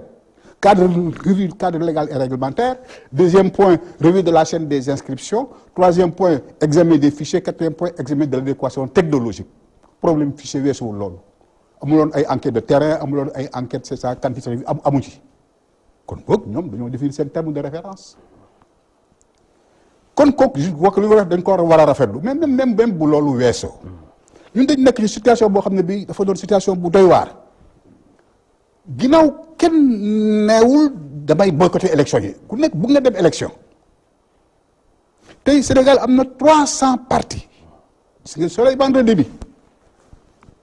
bi passé ils ont dit 300 partis légalement constitués dont une vingtaine même demande de reconnaissance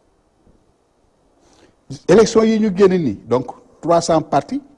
ça veut dire que chacun de ces partis a le droit de se présenter ou de présenter un candidat ou abriter un candidat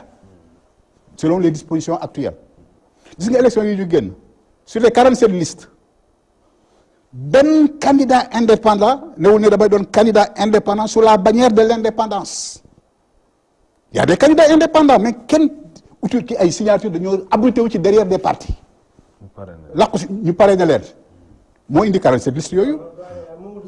mais waaw xam nga bu amee waaw même bu xam naa exception la doon bu amee aussi bëriwul bu amee aussi bëriwul bu amee waaw xëy na même bu amee bëriwul parce que bu ñu xoolee depuis le parrainage des candidats indépendants ak léegi ñaata lañ ça fait maintenant bientôt 30 ans 1990 ba 2018 28 ans bu ñu ci génnee Mamadou Lo génne si ñoom Mame Adama Gueye ak ñu mujj ñoom kii ak yooyu. Seynou Fall ak yooyu c'est ça. bëriwuñ tellement parce que loi bi xam nañ ne dañ jaar ci ginnaaw pour bañ a uti parrain parce que parrain yombul am parrain yombul. li mu doon wax ne bu ñu jaawale rationalisation des partis ak parrainage aussi. loolu du benn lii par rapport à élection yii di ñëw la Ousmane bu fekkee ne bëgg nañ élection ñëw man foog ñoom ñu wax ma 300 candidats bu ñu ko bàyyee tel ci neex am na parti yoo xam ne si rek man def naa calcul 4/5 des 300 partis demuñ suñ dem élection sous leur bannière ku ci nekk da ngay lëngoo am coalition boo dem même man suma parti man dem na élection mais am na souvent day dem coalition kooku nga bugg cee boole maintenant candidature indépendant xam ne jël signature dafa yombul parce que ça demande du travail parti bu tekkiwul dara mun nga langoo ci ginnaawam mu uuf la mu boot la pour nga présenter wu kooku bu ñu ko defee fii on va avoir 100 candidats à l'élection présidentielle parce que élection yoo xam ne xaalis bi mënatul téye nit ñi. xoolal caution bi. 30 millions mën nga au début ko noonu. mais au début. avant 2000 caution bi 3 millions la woon. 2000 ñu def ko 6 millions. 2007 ñu def ko 25 millions. mais bi ñu ko yokkee 65 millions on a 12 candidats. 14 candidats en 2012 14 candidats ñu bëri na woon nañ ko naka la 14 candidats. te tey bu ñu ko defoon 100 millions aussi si am na Sénégal yoo xam ne yi élection bi ñoom du pour xaalis bi mais pour daraja la parce que pendant toute une semaine caméra du monde yëpp ñu teg la ko jox la sécurité jox la équipe bu lay filmer boo bëggoon dem foog la mi sax ñu fekk la fa filmer la def ci la ci à la une des journaux yu ci bëri yooyu bu ñu ko amee sax seen carte de visite pour loolu la maintenant kooku maintenant bu ñu ko amee ñun naka la ñuy organiser élection yi man loolu mooy suma problème man ñii mënoon nañ d'accord bu fekkoon ne ñoom dañu wax ne situation bi c'est réel parce que kenn mënul ne dañ ko inventé dañ ko vivre déjà en 30 juillet 2007 naka la ñu defee mën a pour mën a prévenir l'inflation des candidats parce que buñ ko deful day am situation boo xam ne war sax du am te bu war amul dañ daan gouvernement mooy responsable parce que gis nga li am le 30 juillet ñoom si bëri dañoo croisé woon seen loxo di xool xaar ba mu jeex nga génne sa livre blanc ne voilà lii ak lii yoon na mais est-ce que yi ngi doon ñaañ ak di sikk à l'époque ñëwoon sax pour jéem a jubanti sax parce que yaa ngi def ay erreur mais defoo ko kon boog ñun ñu accepter président de la République l'État moo am responsabilité organiser les élections bu fekkee ne bëgg nañ élection am foog ñu fexe ba nga xam ne dañu nekk dans une situation raisonnable xëy na maintenant am na ñu ne bon mënoon nañu am peut-être bulletin unique peut-être mënoon nañu koo am de toute façon xëy na discussion bi écarté wu ko mais même bu amee aussi bon du loo xam ne xëy da ngay xëy ñoo rek nga ko préparer expérimenter ko et cetera lu mu ci mun ci doon mais ñu xam ne suñu système actuel ni muy demee nii buñ bàyyee rek ku ci nekk nga présenté wu parti bu nekk amoo dara benn limitation on va se retrouver ici demain avec 100 candidats à l'élection présidentielle kenn mënu ko organiser yow du ma ko mën yow doo ko mën monsieur le sénateur du ko mën bu ko defee ñu ne kat le pouvoir est responsable kon bëgg non cas de ñoom loolu lañ bëgg parce que am na activité yoo xam ne boo ko bëggee mooy loolu nga bëgg ay écueil am ay difficulté am nga mën a tourné mën a sànni xeer ne voilà ñi mënuñ organiser ñun na kooku mënuñ ko dangu aussi Ousmane Badiane dinañ ci dellusiwaat Zahra Iyane Thiam parce que loolu itam am na ñu bëri ñu jàppoon ne milieu politique milieu la boo xam ne day autorégulé wu rek situation bu ñëw rek balaa moo sës ci miir dina am na ñu gisee maanaam 47 listes yi bi ñu ko waxee ci daar Sénat bi nga xam nekkuloon sax rôlam fexe na ba génnee waxtaan ak ñoom ci ñu génnee 5 bulletins yoo xamante ne ci ngay sukkandiku pour dem voter ji te loolu itam nekkoon na solution bu gaaw mais boo xamante ne arrangé na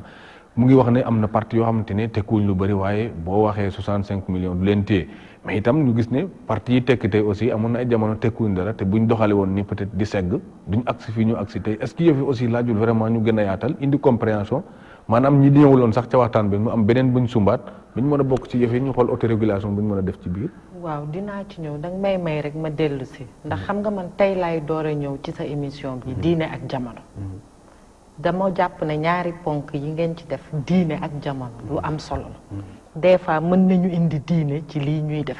yaakaar naa moo tax nga tuddee ko noonu. ndokk nag bi nga xamee ne sa émission bi mi ngi mën a may askan wi. may ñu ñun ndax ñun ci askan wi lañ bokk ñu mën a xam ñan la ñuy dénk suñu réew ndax bu ma déggee kàddu yi sëñ As Babacar Gueye wax tey jàpp naa ne askanu Sénégal duñ leen dénk réew mi ci ñaari fànn bi ci njëkk mooy kaay waxtaan nga topp ci jaan bi di watat di daw kaay leen àtte ma kooku suñu réew buñ ko bàyyee ci loxo ñu mel noonu ak àdduna bi ni mu mel ni mu jaxee duñ ñu jëme fu ñu xam benn ndax yi mu wax nii yépp doyen Ousmane Badiane wax na ko duñ ci ñëwaat bu fekkee woon waxtaan bi du ci ñëw loolu benn la ñaareel ba mooy ci wàllu commission yi am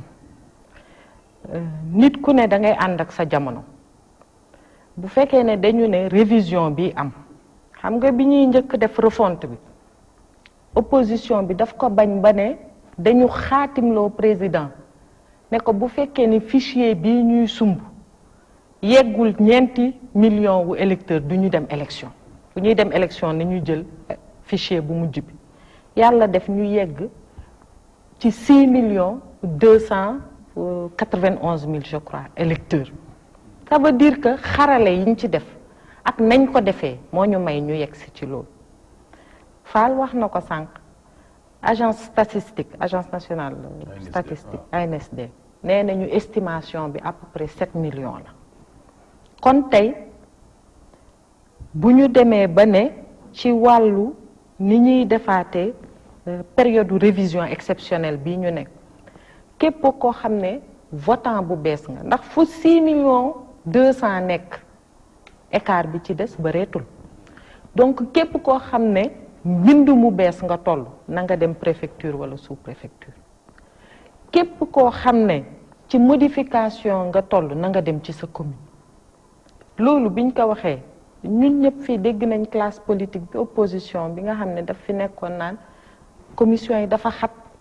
nit ñi dañu ran jafe-jafe yi bari kon tey bu nguur gi demee ba di taxawal yoon yoo xam ne yëf yi dana gën a gaaw dana gën a baax dana gën a sécuriser buñ ko waxul ndokk buñ ko ne dafa jug pour yàq wala dafa nekk cuune ñaareel ba bu ñu nësaxal xelu sénégalais boo déggee ñu naan signature mooy li ñu def ak parrainage bi ñëw rek ne parrainage pour xatal la pour kii la signature yi ñuy wax xëy na tubaab la ñuy wax de waaye li muy tekk ci olof mooy dama indi diine bi foofu suñu borom ñu mën sàkk ne pour ngeen xam fi ma toll sama màggaay ne yéen ñépp ñi ci kaw suuf maa leen bind na ngeen yëg ne kenn ku nekk say rëddu baaraam ñu roowul ak sa morom kenn ku ne am na bosom waaw dama ne électeur bu ne am na lu dul signature loo xam ne muy sa carte électeur xam nga carte électeur ñaari nit duñ ko am ñetti nit duñ ko am donc jumtuwaay yi nga xam ne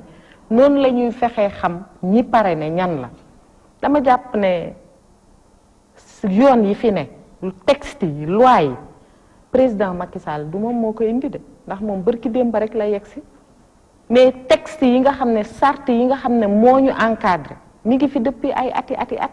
ca gannaaw li tax damay ñëw ci li mu ne sénégalais yépp kenn ku nekk xanaa ñu ngi door a xam ne yemuñu ndax ki jàng arab am xam-xamam su mënul bind tubaab rek waratul mën a bokk waaye at mu jot Sénégal li mu am ci tradition mooy def revue code électoral ñun ñoo fay ne ni mu ko waxee parti nga nekk personne morale teewaloo fa sa bopp teewal fa mbooloo bi nga xam ne ñoo la jiital kenn ku nekk nga war a défendre sa intérêt mbooloo kon tey yii muy wax yépp chaque revue code électoral bu amee rek na nga dugal li nga xam ne bëgg nga ko coppite ci biir code bi kon loolu pour man dama jàpp ne li ñu war tey mooy ni jamono di doxee ñu jéem a ànd ak moom moo tax bu ñu nee président ak proposition yi mu joxe moom tontu na boppam comme dafa laaj bi ci pourcentage bi ne nañ ko wax ban réew ci àdduna bi mooy def parrainage par pourcentage tontu naa la ci xëy na déggoo ko woon maa ngi lay tontu te dama lay tontu ci li nga wax da nga joxe exemple Marine Le Pen ne 2 millions wi nit topp nañ ko ñu laajoon ko 500 signature mënu ko am ci ay élus bi ma lay wax nee naa la ci proposition yi ñu def ndax comme ni nga ko liiree nii waroon nga lire proposition yëpp ñun li ñu indee yéen da ngeen indi ñeneen indi man nag du ma wax li ñeneen ñi indi danaa ko sàmm mu des suñu biir ndax bu ku nekk waxee la mu indi la mu yéene woon Sénégal du baax mais ñun li ñu yéene dañ koy assumer gis nga bi ñu ne bu ñu ne dañuy dem ci wàllu grand électeur muy élu wala député dañ naan yéen a ko ëppale foofu lañ ñu doon gën a wax da ngay def lantinoor ndax tey bu ñu ne woon nañu dem jëli ci conseil départementaux conseils municipaux assemblée nationale député kon ñu ne da ngeen di seeg li dal Marine Le Pen dal ñu moo tax ñu ne nañ dem ci électeurs yi te waaw loolu laa lay wax xam nga da nga ne France amul pourcentage dama ni pays bu utiliser pourcentage laa wax voilà moo tax ma ne la même ñun maanaam danoon ñu reste ci 10 000 signatures ci 6 régions mu des fi rek fixe loo xam ne bu ñu amee 1 million ak 100 millions da ngeen di dégg bu da ngeen di déglu li ma wax benn dama ne fichier bi day évoluer fichier du yem ci 1 million d'électeurs rek wala 2 millions d'électeurs bi ñuy voté at yi ci ginnaaw fichier bi 5 millions la toll woon may ma rek ma ñëw déglul rek wax ko mu bàyyi ma sama temps dama ko léegi kay pour mu gën a gaaw def ne même bu ñu yeggee 100 millions nee na nañ ko bàyyi waaw loolu moom loolu laa koy wax proposition am la man damay ñëw ci pourcentage li ma wax olof rek laa làkk te xam naa bu baax li mu wax dama ne fichier bi évoluer ñun suñu proposition dañ ne na ànd ak fichier bi ndax nit yemul ci benn wala ci ñaar day yokk grand électeurs yi ñu wax lu tax ñu indi pourcentage ñu jàpp ne moo gën a ñoŋ wax na ko Marine Le Pen 2 millions d'électeurs la am mais amul woon 500 élus donc bu ñu jëloon beneen façon bu dul pourcentage day gàllankoor candidat yi rawatina bi ñu nekkee ñun majorité ñu ne ñoo ëppale moo tax ñu ne pourcentage mu jëm ci électeurs yi ñëpp yem te li ma koy firndeel moom moo joxewaat exemple bi dafa ne Mamadou Sy Tounkara ma naw ko ci lool dafa dem wuti ay signature am 32 000 signatures ñaata la am ndax ñi ko signé ñëpp a ko voteel mu ngoog ça veut dire que sànq dañ fi ne bu ñu demee recueillir 2 millions signatures gàllankoor ñi loolu yëpp ay wax la li am ba des tey mooy képp ku ne parti politique nga yaa ngi wër biir Sénégal mën nga génnee ay électeurs demal wuti say électeurs say ñoo xam ne dinañ la parrainer wan la ne yow ñoo bokk réew mi nga dem signer te loolu mënoon na bañ a am parrainage bu amee tey ñun parti politique yi ñoo ko indi ndax ñun ñoo ne ci charte bi ci code électoral bi ci constitution bi képp koo xam ne amoo parti politique na nga wut ku la signer waaye dañuy dem làq ko ci ginnaaw gis indépendant ne ko yow amuloo parti politique waaye boo ma fayee ma jox la sama récépissé parti politique gis nañ ko fi du benn du ñaar du ñett ñu ne comme noonu la dafa war a servir ci loolu may parce ma que rek moom moo joxe récépissé may ma ñëw ñu ne comme loolu la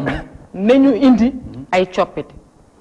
te gis nga coppite yooyu également li tax mu ñëw ñun classe acteurs politiques yi ñoo ko def ci ñaari fànn bi ñu législative fii la ñu toog ne élection yi baaxul fichier yi baaxul niñ ko defee baaxul ñu ne nañ dem toog waxtaan ñu dem toog waxtaan kujje gi nguur gi may fàttali nag nguur gi ñëpp gis nañ fii bi ñu jàppanteeg ministre de l'intérieur ñun toogaluñu président Macky Sall ci table de concertation yi suñu coalition Benno Bokk Yaakaar lañ fa toogal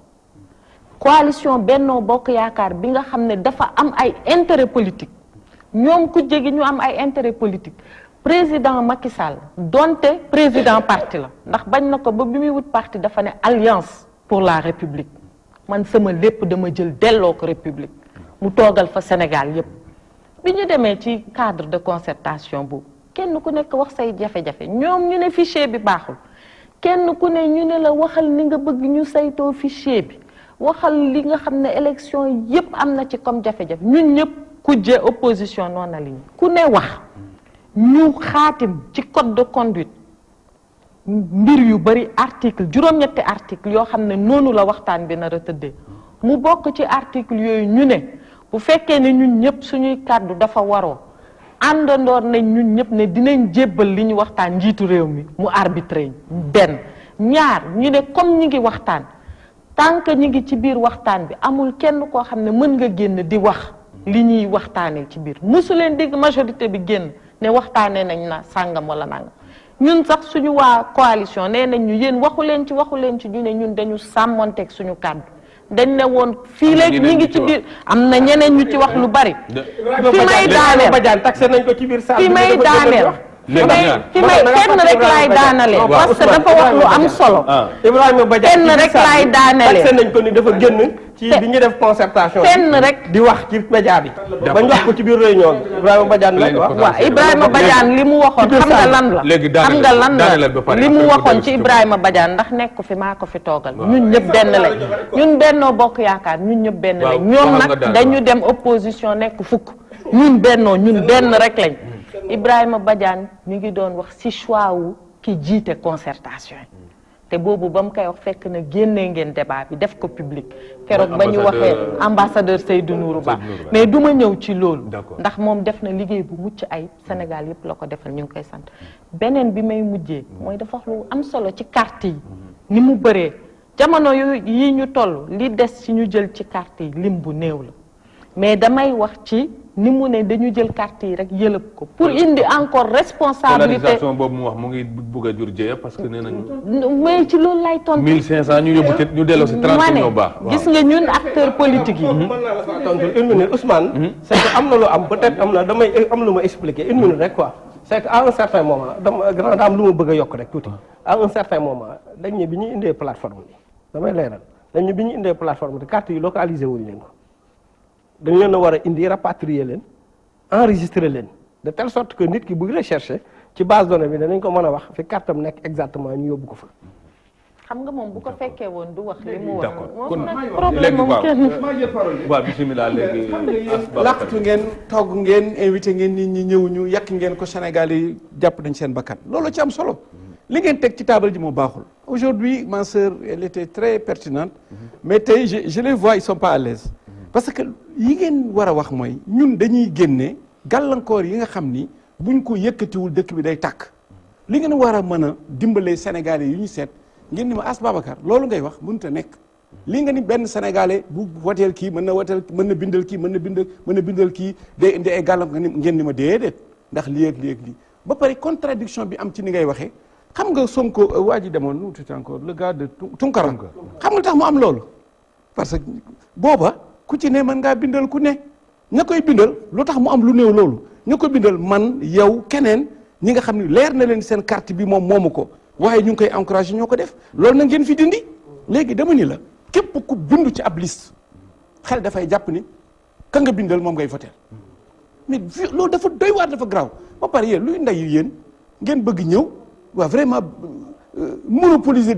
suñu démocratie delloo ko ginnaaw di wax kat moo war a ban sénégalais moo war a mën a présenté wu ak boobu moo war a mën a présenté wu yéen a war a dilater seen poitrine yokk seen xam-xam ba nombre de sénégalais yi lu mu mënti toll bu ñu bëggee nekk ma jox la ce qui fait le charme de élection 2012 il y avait 14 sénégalais yu jógoon wax ni dañu bëgg def mais Ousmane est-ce que xam nga ci 14 yooyu les 7 atteindre ñu sax 50 000 voix waaye ñooñu dañu amul valeur pourtant est-ce que amuñu valeur ñooñu nga xam ne amuñu loolu est-ce que amuñu valeur gëmuñu seen bopp ñëw incarner benn vision et cetera mais lu tax ngeen bëgg ko xañ ñooñu gis nga boo jëlee liste bii passé 47 listes yi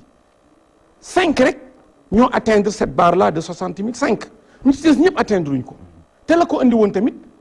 ku ñuy jiiñ dëmm ngay soccoo yaxu li dafay graw waxoon lañ ne ni yéen a génne liste yooyu parce que moo leen arrangé woon tey ji lii tey xel mooy boo xoolee presse bi ñooña ñu defoon loolu ñu ngay lëkkaloo dans vive le parrainage déggoo les mêmes personnes donc moi je pense que da ngeen war a lu tax aussi ñëw waxtaan ak yéen amul solo man je suis acteur Ousmane pour la première fois dans l'histoire de ce pays là moi man maa jiite woon la commission électorale nationale du non au référendum tu sais que bi ñuy dem élection yooyu Abdoulaye Daouda Diallo a refusé de nous donner le fichier bu leen ma wax dañ leen jox ab clé ba ñu jox c'est en vrac alphabétique dans tout le Sénégal on n'a pas eu le fichier par bureau de vote gis nga bis ba ñu bëggee jàllale les 200 000 Sénégalais yi amuloon récépissé te seen carte d'identité génnul ci lañ ñu woo concertation man maa dem ak Mbargane Kanouté Mbargane ak le Abdoulaye Daouda Diallo am na témoin bureau bi ñëpp nga toog avant le début je lui dis monsieur le ministre est-ce que tu sais que jotaguñu le fichier alors que l'article L11 defuñu boobu mu ngi ñuy baab non amul problème à la fin de la rencontre ngeen ñu jox leen ko gis nga bi ñu yëkkatee wax ji ba ñëw ci loolu ñun ñu ni on s'en tient aux dispositions de l'article L76 maanaam ku amul sa carte d'identité amul sa carte d'identité boobu boolewuñ ko doo mën a voter ba jëfee jeexee dafa taxaw nii ma ne ko monsieur le ministre fichier bi mun ma vous n'aurez rien voilà le pays dans lequel nous sommes et avant il nous dit que le fichier dañ ko war a am en papier ci biir waxtaan bi mu ngi woon école police ba ñu demee école police dañ ko jës dañu allez dem leen élection référendum y avait que vous yéen a amoon la liste des électeurs ci seen table bii passé comme ku ndobin rey sa maam boo gisee lu ñu doo daw da ngay taxaw reyanteeg moom noonu la ñuy defanteeg boo day mu jeexal sa njaboot tele di jeexal moo tax bi ñu egsi ci législative yi dañu taxaw ba mu bëggee def loolu ma ne gars yee ma jiite waat maa ngi ko taxawu Sénégal dama ne defante ak moom on a organisé des conférences de presse on a tapé sur la table ci ngoon sa ñu may doog a woo ma dem jëli ko gis nga régime bi nga xam ne du doxal yoon ba naan la ñëwal ñu waxtaan dafay doy waar donc li may dellu si mooy li mu bëgg daal ngeen wax xam ko mooy parrainage bii liñ leen wax ni mooy suñu gàllankoor par rapport à ça wan leen Sénégal yi ni loolu teeyul xel te liñ ci bëgg tamit mooy xam nga wax naa leen ni ku mel ni Idrissa Seck ak keneen xalaatuñu sax benn yoon di ko gàllankoor ci ay parrainage xalaatuñ ko seen xel xalaatu ko mais xam luy seen problème xam na ni day dem deuxième tour bu ñaaw te deuxième tour alliance la ils vont essayer de favoriser de parrainer des listes qui pourront être au deuxième tour pour jàppale leen nit ñi nga xam ne yaakaar nañu ni ba àdduna yi tukki duñu leen jàppale ñu bloqué leen au premier tour. ñu perturber c'est-à-dire ce qu'ils veulent c'est tout simplement cela. kon ñaari kàddu yi da nga yaakaar ñu xeex waaw Ousmane. président Macky Sall mënut a gagné sans parrainage wala parrainage mën naa tax mu gagné ñi ci des wala. c'est-à-dire moom xam ne ni mënul gagné ci dara day dem deuxième tour fi mu nekk kay jekkalu deuxième tour bi. ci la ne perturber opposition bloquer des gens comme Sonko et autres qui sont comme gor ñu baax ñu commencé génn di war a xëccoo xam nga leen ñooñu ñi nga xam ne ñoo ànd ak ñoom ñu jàppale leen ci seen 2 millions yooyu seddi leen ci par 65 ñu gunge leen deuxième tour ñu jàppale leen loolu la Sénégal yi dul nangu loolu la Sénégal te loolu bu ngeen ko bàyyiwul Zahra c'est dommage doy dëkk bi mën ngeen ko taal yéen te waruñu leen dénk nag ngeen di taal ñetti yoon a ngi nii naka ñu ñoo leen gën a bëgg dëkk bi bu leen ko taal nañ moytu taal dëkk taal leen bu leen ko taal voilà As Babacar Gueye Modou Fall parce que am na ñu jàppoon ne comme solution bi dafa indi jafe-jafe ñii gedd nañ bokkun yéen ñi bokkoon ñi fi feesatul seen bët parce que am ngeen ci tiitaange donte yéen a ngi ci biir mécanisme di liggéey ñu ne woon nag comme yëf yi buñ jëlee parrainage ñu bëri duñ bokk waaye buñ jëloon bulletin unique majorité rek ñu waxoon ne anduñ ci est-ce que mënuñ ñoon waaw ndax mënuñ ñoon waxtaan ci bulletin unique boobu mu nekkaat solution bu gaaw boo xam ne léegi donc xam nga da nga poser question bu am solo parce que dañu woote concertation am ñu dem am ñu demul ñu dem ci concertation bi ñu tudd baatu parrainage am ñu ko considéré comme non point am ñu dem ci biir am ñu des ñun ñu des ba affaire bi jeex kon te bi ñu desee ba affaire bi jeex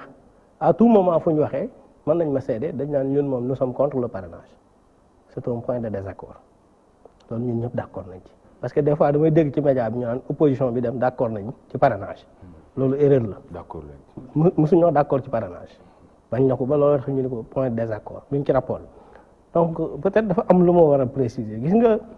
luñ bëgg a def mënul nekk tant que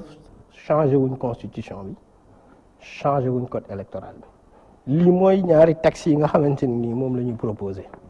bii mooy constitution bi bii mooy code électoral bi. ñu war ko yóbbu ci assemblée ñu war ko yóbbu ci assemblée voté ko. bi code électoral parce que fii moom boo dee xool délai yi lañ fi changé wax nañ ko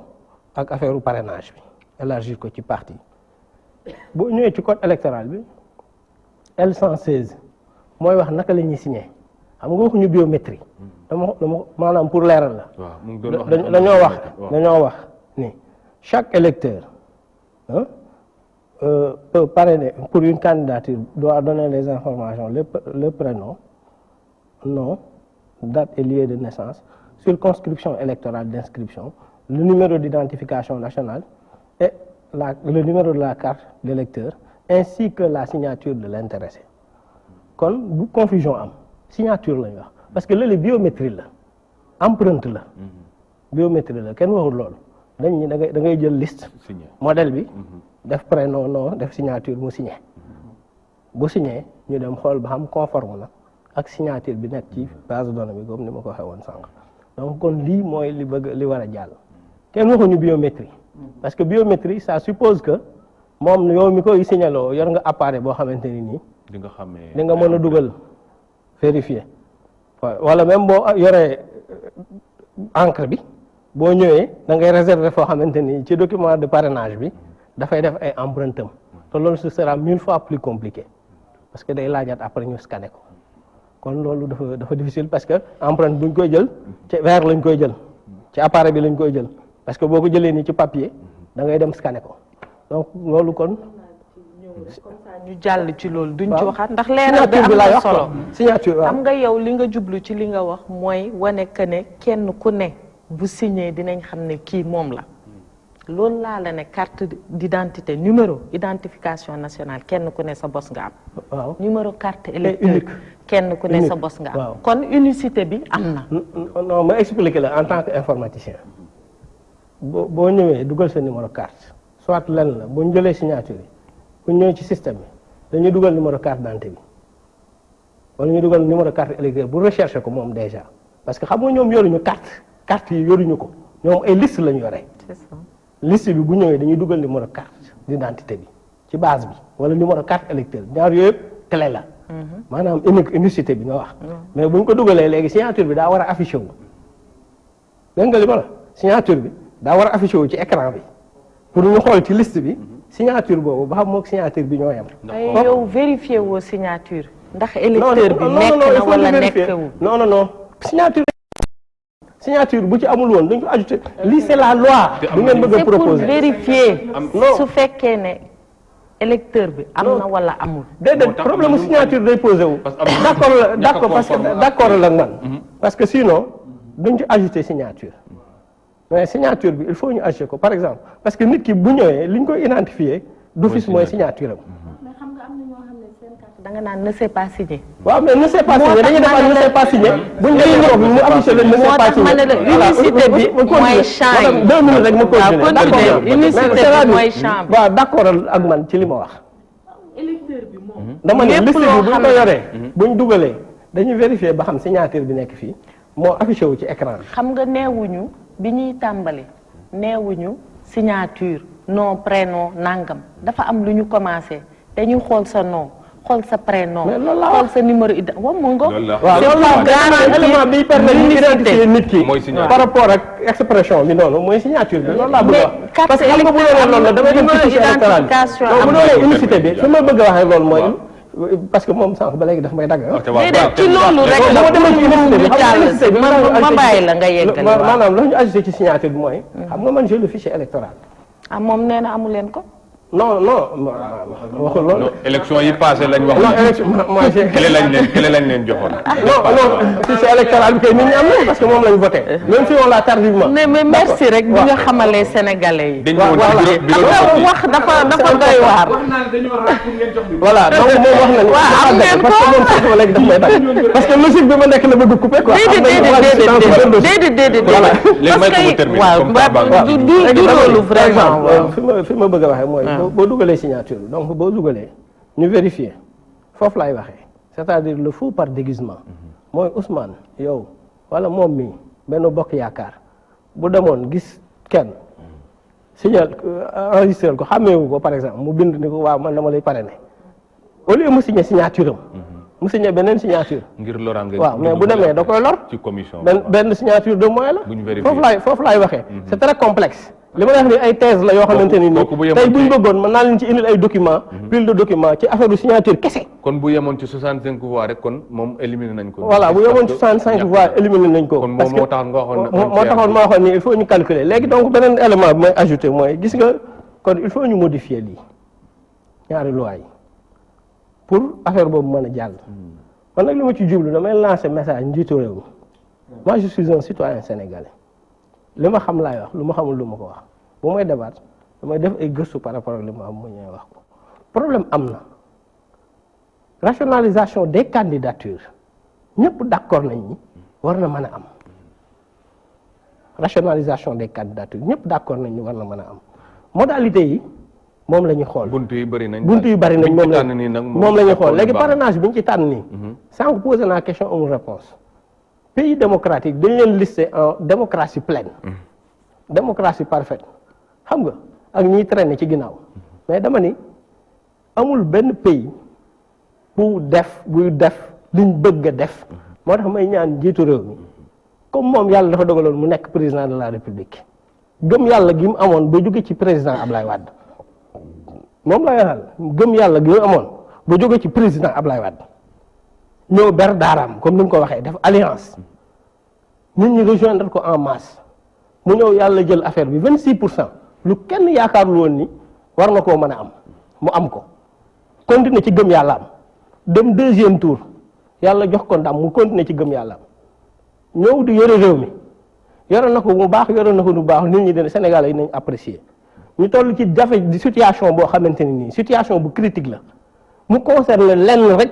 ci démocratie mooy parrainage par les citoyens am ñu bari ci opposition bi ba ci biir camp 299 partis yi ñu publié ci journal Le Soleil partis yooyu fu ñu nekk ci majorité bi lañ nekk ñooñu déjà bokk nañ ci Benno Bokk Yaakaar ñu ngi ci coalition boobu opposition bi tey boo fi bëggoon a lim 50 partis sur les 219 dana jafe trop parce que majorité bi foofu la nekk kon yaakaar naa ni loolu déjà élément la boo xamante ne ni jar na intégré te ci biir camp boobu ña fa bokk am na ci ñoo xamante ne tey bokk gañ fa bokk du jour ci pouvoir bi moo tax ñu am comportement bi parce que tey bu ñu jëndoon ñu bëgg leen a teg 65 000 signatures dañ koy bañ. parapluie bi ñuy. waaw parce que à part quelques partis yi fa nekk. APR PS parti socialiste yan parti nga fi bëgg a laaj 70 000 signatures ci biir Sénégal à raison de 2000 ci parti yi fa nekk 200 et quelques partis amuñu ko moo tax ma koy ñaan maanaam ngir yàlla ni mu faloo woon man personnellement sama point de vue ni mu faloo woon 2012 condition yooyu nañu ko bàyyi la noonu ñu voté ci jàmm ak salaam 2012 bu élection yi passé nag ba nga xamante ne loolu weesu na yàlla moo xam ki muy jox ndam bu boobaa à ce moment ñu woowaat yeneen concertation nit ñi toogaat penco waxtaan ñu xool nan la ñu régler problème bi mais li ko faloon daal na ko folli mooy maanaam lii nii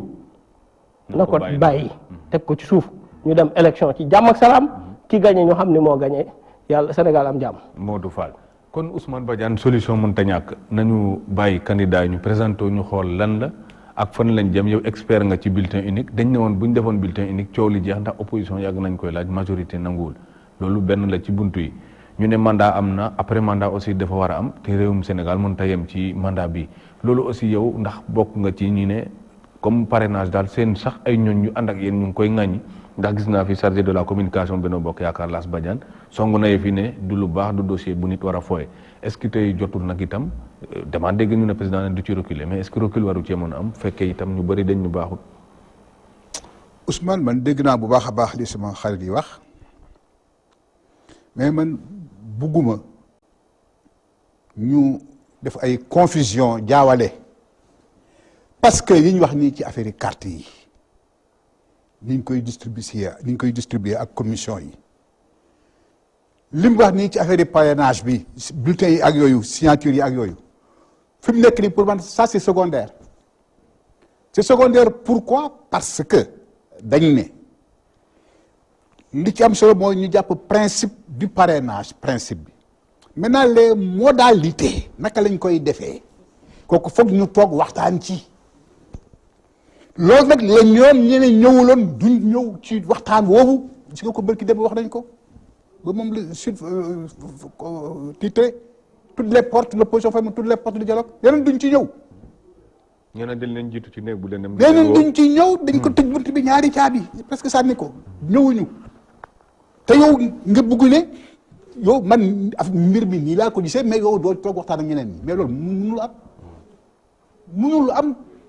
Sénégalais élection ñu ñëpp ñoo ko bokk président Macky Sall moomul élection mais il a l'obligation d'organiser de bonnes élections ça attention nous sommes dans son camp mais il a l'obligation d'organiser de bonnes élections. tiito parrainage bi yàq organisation tiito ba ci parrainage c'est ça qui permet d'avoir de bonnes élections buñ ko deful waxu wala sax élection de décembre mais élection daf dul am Ousmane du am parce que demain on va se retrouver ici avec 100 candidats yu taxaw de la Sénégalais kenn ëpp ma droit damay présenté wu yow boo dee ministre de l'intérieur doo ko mën a organiser doo koy organiser. yaakaaroon na pexe war naa mën a am foofa comme niñ defoon. pexe bi ni muy amee moo di ñu rationaliser candidat yi ba nga xam ne inflation bi amoon 30 juillet du am te buñ deful attention day gën a graaw encore mais ñii maintenant on comprend leur position loolu lañ bugg xam nga yow mënoo gagné. ku wax yàlla xam na ne Idriss Seck ak ces petits partis là mënuñ gagné Macky Sall amuñ fenn fu ñu jàpp gagné amuñu ko mënuñ ko amuñ programme amuñ bilan amuñ perspective yow nga jóge ci rek maintenant mais moom li la dese moo di fexe ba élection yi perturbé wu nga xam ne day jaxasoo day def le chaos bu ko defee yow nga mun kee su ko prox doon ne voilà dëkk bi c'est à peu à ça c'est une situation d'instabilité loolu lañ buggu mais loolu nag kooku aussi état du ko seetaan parce que c'est très grave bu élection amul Ousmane yow demee boo waroon wotee nga ñëw ci bureau de vote ñe la kat mën a wotee parce que avec les 50 premiers yi war a wotee heure bi jot na dañuy arrêté est-ce que donc man du ma ko nangu yow doo ko nangu te kooku nag bu ñu jëlul ay mesures dès maintenant li amoon 30 juillet day amaat bu gën a graaw parce que élection présidentielle moo ëpp daraja moo ëpp prestige xam nga Ousmane xam nga ñaata la candidat à l'élection présidentielle ban def naa calcul bi avant la première alternance ça coûtait entre 200 et 250 millions l'élection le candidat en 2019 on sera 20 ans après ça ne coûtera pas moins de 500 millions par candidat à l'État. Parce que dañuy defal bulletin defal la ay couleur jox la sécurité jox la RTS dañuy yokk seeni logistique et cetera tout ça bu candidat tëbee tey dama bëgg a dem Fongolimbi wala dama bëgg a dem ci au fond fin di Fouta foog bu am oto bu ko topp def filmam jël ko indi ko ak yooyu ça coûte cher à l'État tey yaakaar nga ne c'est tout à fait normal ñu ne Sénégal kat on a 100 candidats à l'élection présidentielle te yooyu yëpp état bi moo koy financer à raison de 500 millions par candidat mais kooku même le peuple même va se révolter. Donc moo tax l'État a l'obligation de rationaliser. mais bu ñu buggee jongante am bu ñu buggee élection am da ngay reconnaître cette réalité là mais mënoo cee gëm comme bu fekkee ne amul. ñoom li ñuy wax yëpp. bulletin unique bi. ndax bulletin unique gënul gaaw. man je ne suis pas contre le bulletin unique ah. je ne suis pas contre le bulletin unique. mais pays buy watee pendant siècle d'une certaine façon. tey boo bëggoon def changement. foog nga def expérimentation foog nga def stimulation foog nga def test parce que dara waxu la ne ñun on a la même conception du bulletin unique. ni ñu koy placer ni ñu koy organiser ni ñu koy kii néew ma du am de baax na bu ñu ko amee baax na parce que peut-être dina wàññi coût bi mais élection c'est pas seulement le coût bon bu ñu mënoon am bulletin unique actuellement je ne serais pas contre mais ñu xam ne aussi ça demande un temps de préparation. moo tëb rek ne damay def bulletin unique te mosoo def bulletin unique day def bulletin unique gis nañu dafa xew. chaque jour il y a des contentieux mais man je ne suis pas personnellement contre le bulletin unique mais comme amaguñ bulletin unique bulletin multiple lañ am nañu réfléchir ci bulletin multiple yi naka lañ ciy wotee parce que changé guñ ko kat. maintenant foofu laa ne suñu xarit yii nañ gën réfléchir encore que vraiment. mandu ci mbir mi. parce que niñ koy waxee ni moo rek koo xam ne que yow xam nga ne de toute façon élection yi mënoo koo gagné maintenant créer situation de désordre de chaos ba nga xam ne ëllëg. voilà population bi day soulever yam loolu laa ci gis ku ne bugguma def parrainage. parce que man gisuma beneen voie boo xam ne bii caution bi mënul téye nit ñi. xam nga wax naa la ko léegi de 65 millions on avait 14 candidats xëy na demee aussi bu ñu dee 100 millions aussi c'est peut-être Sénégalais yu bëri dinañ génne 100 millions dama bëgg a doon candidat. voilà donc kon lan moo fi des ba budul parrainage bi mais parrainage bi ça permet aussi lu yor ne réew c'est la clé de voûte des institutions puissantes de la République foog ñu aar ko foog ñu protéger ko. ba bu ëllëgee duñ bàyyi rek sàmba booy bu nekk nga ñëw jaar ci biir porox londu parce que Sénégal yi laa rek dugg ci campagne bi et cetera tout ça mais c'est même la nation même est en danger bu ñu amul ay garde-fou. loolu moo tax je crois que parrainage bi rek moo ñu mun a sauver ñu am élection yu leer yoo xam ne kii gagné mais de toute façon li ma leen bëgg a wax ñoom nañ accepter ñëw ñu toog ñu waxtaan ci modalité yi. parce que bu ñu ñëwul toog fii di ñuy wax ni yëpp amul la. naka la ñuy signer. kooku on n'a pas réglé les détails mais signature c'est très compliqué même la signature même d'une personne yow signature bi nga def 7 heures du matin à midi c'est pas la même signature ça change parce qu'il y a beaucoup de facteurs yoo xam ne kii jouent. paramètres tu joues. ñun ñëpp on a notre compte en banque. parfois di nga ñëw sax def signer ce qui ñi la si signer waatal ak donc c'est pas ça. il y a des éléments d'identification. boo naanee café ak boo. waaw yooyu yëpp da ciy amaat d'accord mais quand même c'est ça des empreintes digitales loolu yëpp ci la Ousmane Badiane. mais daal dama leen bëggal ñoom ñu xamal leen ne ñoom réew mi c'est entre nos mains. nous sommes aujourd'hui à un tournant historique. vraiment loo contre le président Macky Sall parce que xëy na yàlla mooy joxe nguur moom la yàlla jox nguur mais yow nee nga war na fee jóg coûte que coûte te xam naa ne mënoo ko gagner par la voie des urnes nga nañ jaar ci situation de créer situation insurrectionnelle situation de trouble et cetera tout ça je parle même d'un moment de 23 juin et cetera tout ça comme bu fekkee ne 23 juin da nga koy décréter quoi mais le peuple sénégalais est un peuple mûr nous sommes aujourd'hui à l'ère de la conscience citoyenne nekkul rek sambale bu jóoree ne sa nañ dem spontanément, mais on est loin des conditions parce que c'est une réforme qui consolide la démocratie, qui renforce et qui solidifie la démocratie. Inch'Allah. Ousmane Badiane Zahra Iyane Thiam parce que Ousmane Badiane wax na ko nee na nga xool xam ne mënoo gagner élection yi nga ne naa créer une situation insurrectionnelle est-ce que de la même manière opposition bi duñu wax ne président Macky Sall dafa xam ne mënut a gagner sans parrainage wala bu fekkee mën na leen gagner sans parrainage lu tax du bàyyi parrainage bi dugal leneen loo xamante mën nañ cee waxtaan léegi lu gaaw. waaw loolu dinaa la ci tontu. tontuma ci ba pare du la jàll. waaw bu kon mam ñambaas ñaari tontu yëpp ndax Fall dafa wax lu am solo dafa def appel citoyen jëmale ko ci njiitu réew mi moom dafa d'accord ne président Macky Sall mooy suñu njiit ñun ñëpp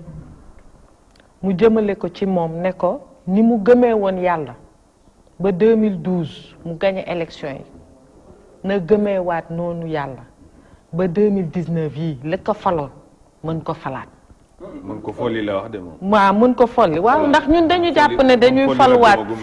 si su ko sunu borom dogalee incha allah. ma koy leeral ne président Macky Sall la ka taxoon falu en 2012 terrain la liggéey wàcc ci gox-goxaat yi xam nga depuis bi ñu commencé émission bi ba léegi am na ci ñun fu ñu yëkkatee kàddu rek ne bu leen taal réew mi bu leen taal réew mi ba muy ñetti yoon gis nga keroog en 2012 bi ñuy def réunion ci M23 leader yépp opposition mu ña fa ne ñépp nag mën naa leen lim képp koo xam ne opposition nga nekkoon woon jàmmarloog président Ablaye Wade rek yaa nga woon ca daje ba xaaju guddi ñuy wax ñu pare dem place de l'Obélisque mooy jour bi conseil constitutionnel di annoncé ndax président Ablaye Wade mën na nekk candidat wala mënut a nekk candidat keroog bi conseil constitutionnel annoncé candidature bi vers 21h policiers yi chargé ñu topp ñu ba fañ doon jëm ñun ak suñu candidat président Macky Sall candidat coalition Macky 2012 bi ñu demee président xam nga lu mu ñu wax man je suis un républicain dama gëm ne une élection mën nañ ko gagner à travers les urnes nañ leen wàcc dem campagne ay naataangoom dañu ne campagne ñu dañuy dem place de l'indépendance jaayanteeg force de l'ordre yi foog naa Idrissa Seck ca la bokkoon président Idrissa Seck may ma rek ma ñëw ak président Cheikh Bamba Dièye keroog bi bomb bi di dugg ci biir zaawiya bi non amul problème ndax ñoo bokk lépp keroog bi bomb bi di dugg ci biir zaawiya bi moom moo doon jaayante ndax dama ko dégg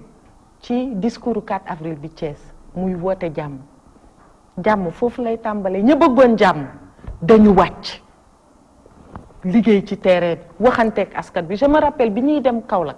boobu dëkk bi mi ngi tàng Dakar ba Kaolack ndeysaan mu am ko ci faat ma ne ko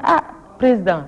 coow li bëri na de du ñu dellu Dakar xëy na ñi ne place de l'indépendance ñoo wax dëgg mu ne ma déedéet man sama gëm yàlla toll na foo xam ne li ma liggéey rek laay jël kon président Macky Sall appel boobu nga koy wax da koy def da ko gëm li mu gëm mooy bi mu demee ba jox kàddoom waat ndax pour nga nekk njiitu réew da ngay taxaw prêter serment waat ne sénégalais yi lépp loo xam ne jàpp naa ne en âme et conscience mooy li gën pour suñu réew mooy sàmm réew mi dama koy def mooy li président Ousmane Badiane wax léegi situation d'instabilité bi nga xam ne moom ñun ñëpp ñoo d'accord ci wàllu li texte yi wax ne ko yaa ñuy jiite yow yaa yor raaya bi tey ñoo d'accord ci ne ko dogalal ma ànd ak yow ci ne rationalisation des candidatures ci cadre de concertation ñun ñëpp d'accord nañ ci ñun ñëpp nee nañ nañu xool bu nit ñi di ñëw ñi soxla baatu askan bi nañuy ñëwee loolu mooy rationalisation du discrimination c'est différent li ñu wute mooy nuñ koy defee nee naa ñun dañu ne bu ñu demee ci wàllu élu dañ naan ñoo ëppale kon ñun li ñu gis mooy nañ ko def ci wàllu citoyen léegi point de waaye gis nga ñi nga xam ne dañu ne ñoom waxtaanuñu ñëwuñu kon léegi ban proposition la ñu am ma dolli ci ne njiitu réew mi ci boppam gannaaw ba conseil des ministres validé projet de loi bi ba mu dem assemblée terewul ndax nag mooy borom kër gi ñun ñëpp njabootam la terewul dafa ne opposition bi dafa leen ma contre proposition dafa ne ñi nga xam ne ñoo nekk ci kujje gi ne ñëwuñu parrainage bi teg nañ ko ci suuf mais nee nañ leen wax leen ma leneen ñun d'accord ne ñun ñoo indi parrainage ndax moom la ñu gis ne xëy na nii buñ ko defee dina am yoon mais yéen ñi nga xam ne d'accordu leen ci parrainage indi leen ñu beneen proposition njiitu réew mi moo ko wax. point de non foog naa waxtaan kay. bi ñu am ci parrainage bi moom mënuñ ko bàyyi. proposition yi ñu ci rapport bi. waaw non ñeneen non yéen kay yéen yow jàpp naa ne yéen taxu leen ngeen wax soo leen amee beneen proposition aussi mën ngeen ko def moom kay sëñ bii bëgg taal réew mi lay waxal moom ak yi ñoñam d'accord dinañ ci dellu si waat léegi kon balaa ñoo def waaye nag am na lu mu wax sànq nee na moo doon président wu comité électoral référendum du non comité du non. du non. moo tax gañewu leen. moo tax ak Babacar balaa ngaa dem dafa am benn xibaar ñu dugal fii léegi par le biais de Oustaz Assane Diouf ak Mamadou Diouf. Parrainage, la loi sera votée jeudi 19 avril. Voilà, la commission de loi pour la révision constitutionnelle est convoquée le lundi 16 avril et la plénière le jeudi 19. xam nga kii dafa bëgg taal dëkk bi actuellement. kon loolu yow. xam nga lu tax tey jii. nga xam ne ñu ngi ci période wu dal une période très religieuse. man Touba laa jóge léegi. ña nga ca suñu mbokki laayee ni altine la ñuy commencé. sol seen yéen weex di dem nga bëgg yee fitna yow. kon Sénégalais yi nañu xam kan moo bëgg taal dëkk bi tey ci période bi nga xam ne recueillement religieux lu ñu am nga ne naa profité ci loolu boo demee gaañu duñ ko tal wala duñ ko kurti naa yoxoo si def ko mais franchement le président Macky Sall na delloo si xelam te gëm yàlla na delloo si xelam te gëm yàlla ñun période bi ñuy wax ni samedi ak dimanche bu ñuy def loolu ñun ñu ngi mobiliser 200 cadres au niveau de Saly pour waxtaan ci programme alternatif bi nga xam ni pour dindi askan wi ci ndóol gi ñu nekk ak ci li ñu nekk man mii di wax njandaan laa jógee. nekkuñu fii rek ci kii de. njandaan laa jógee barki démb. dans le Fouta. def naa fa réunion assemblée générale bi nga xam ni ña may waxal ñëpp dégguñu olof dañoo ut traducteur. kono noonu Macky Sall la yónni. dégguma sax li ñuy wax. ñun xam nañu ni ca tali njandaan balaa jaar ba egg. ñun xam nañu ni Macky Sall. xam nañu nit ñi wan nañ ko ginnaaw. teg dafay bëgg perte élection yi. maintenant l'arme massive de destruction bi mu jëlee la justice utiliser ko ba am ñu mu gàllankoor jéem fu mel ni Idrissa Seck xamaluñ ko dara mënaluñ ko tos buñ ko mënoon dugal nañ ko ci biir fokk ñu beneen pexe. pexe bi mooy parrainage pexe bi mooy parrainage bi pour mën a tànn ñan la war a àndal pour dem nan ngay mën a bëri nii diw laay bëreel diw la bàyyi promoteur ñu tëgg promoteur mooy peuple bi. encore une fois ba nga koy waxaat. président Macky Sall li mu wax ci affaire collègue dafa xaw a kii histoire tuuti ba ñuy dem place de l'indépendance seen leader signature moo gën a rëy ci signature tu as le document entre tes mains maanaam la ñu d'accordoon pour def ko signature Macky Sall moo ci gën a rëy mu yoxoo su dem yoonam noonu la demee ñii nag sàmm seen kaddu toog noonu la demee du beneen kooku mënoo ma ci jàngal dara ndax dama teew nekkoon leader teew faak ñoom donc yow nekkoo fa woon madame yow nekkoo woon man dama teewoon yow yaakaaru ngeen Sénégal kii génn télé rek takki li ne tam la ñu xam xamuñu ne les hommes de l'ombre qui sont de valeur qui font énormément de choses yu ngeen xamul dañ ñoo forcé ñu ñëw fi parce que ñu xam ne yëf yi doit faire télé quoi il y a des gens qui sont des réputations ñun nous sommes des acteurs ñun sur le terrain politique di xëccoo ay maires yi boo ñu xamul nekkoon ci ay responsabilités yu doy waar mais Sénégal yi xamuñu loolu man daal li ma bëgg wax mooy li nga wax lay waxaat li ko faloon na fexe respecté ko loolu folli ko ñu bëgg waxtaan. mais gis nga aujourd'hui j'appelle les Sénégalais mën na ko fal xam na loolu mais xoolal li may waxaat le 16 bii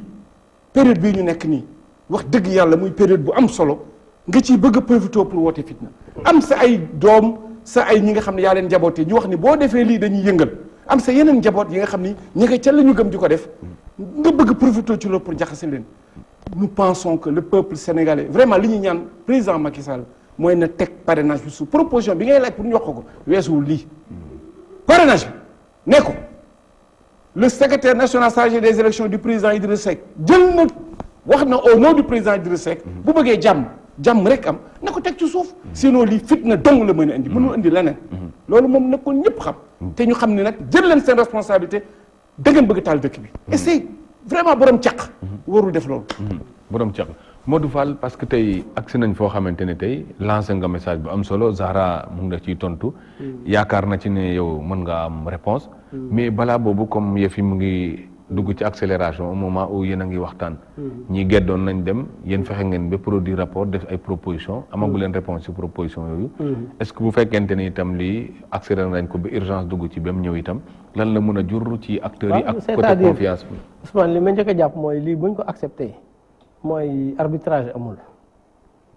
ndax am na yeneen proposition wax nañ ko ñun ñëpp mu seppi proposition bi ay ñooñam def gonflé ko loolu mooy réalité bi maintenant quant à plénière bi sànq rek bi ñu toogee am nga candidat parce que képp ku nekkul naa fekk ci réew mi war na mën a nangu ni Idrissa Seck mën naa nekk président de la République du Sénégal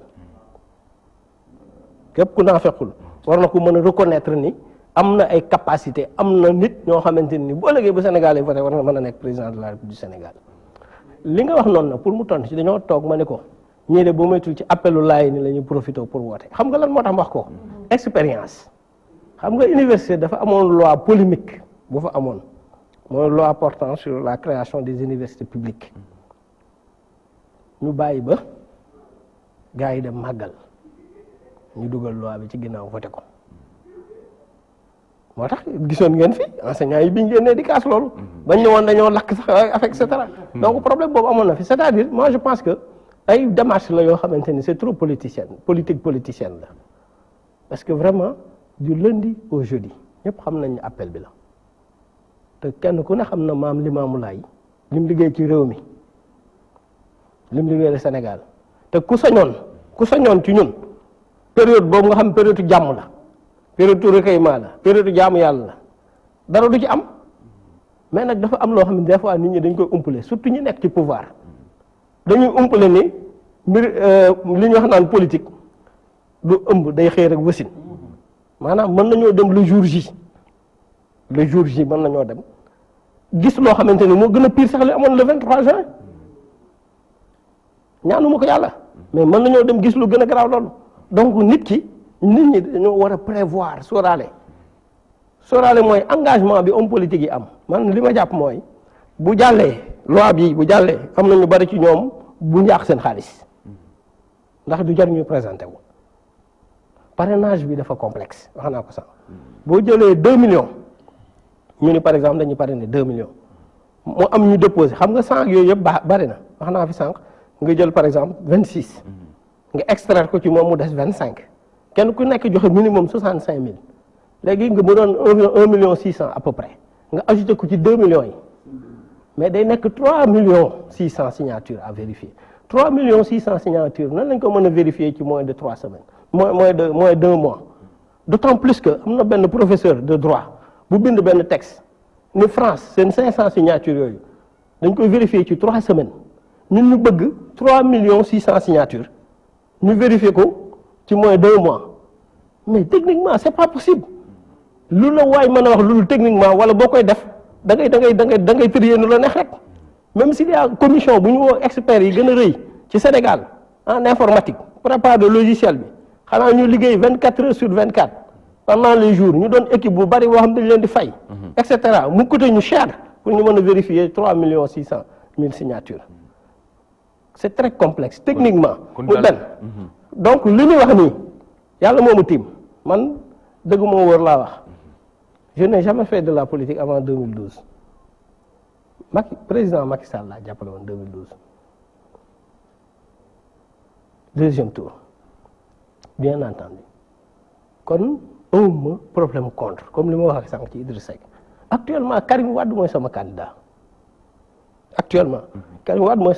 may ñaan yàlla mu ñëw bokk ci élection yi lu ko yàlla may mu xam ne loolu la ko may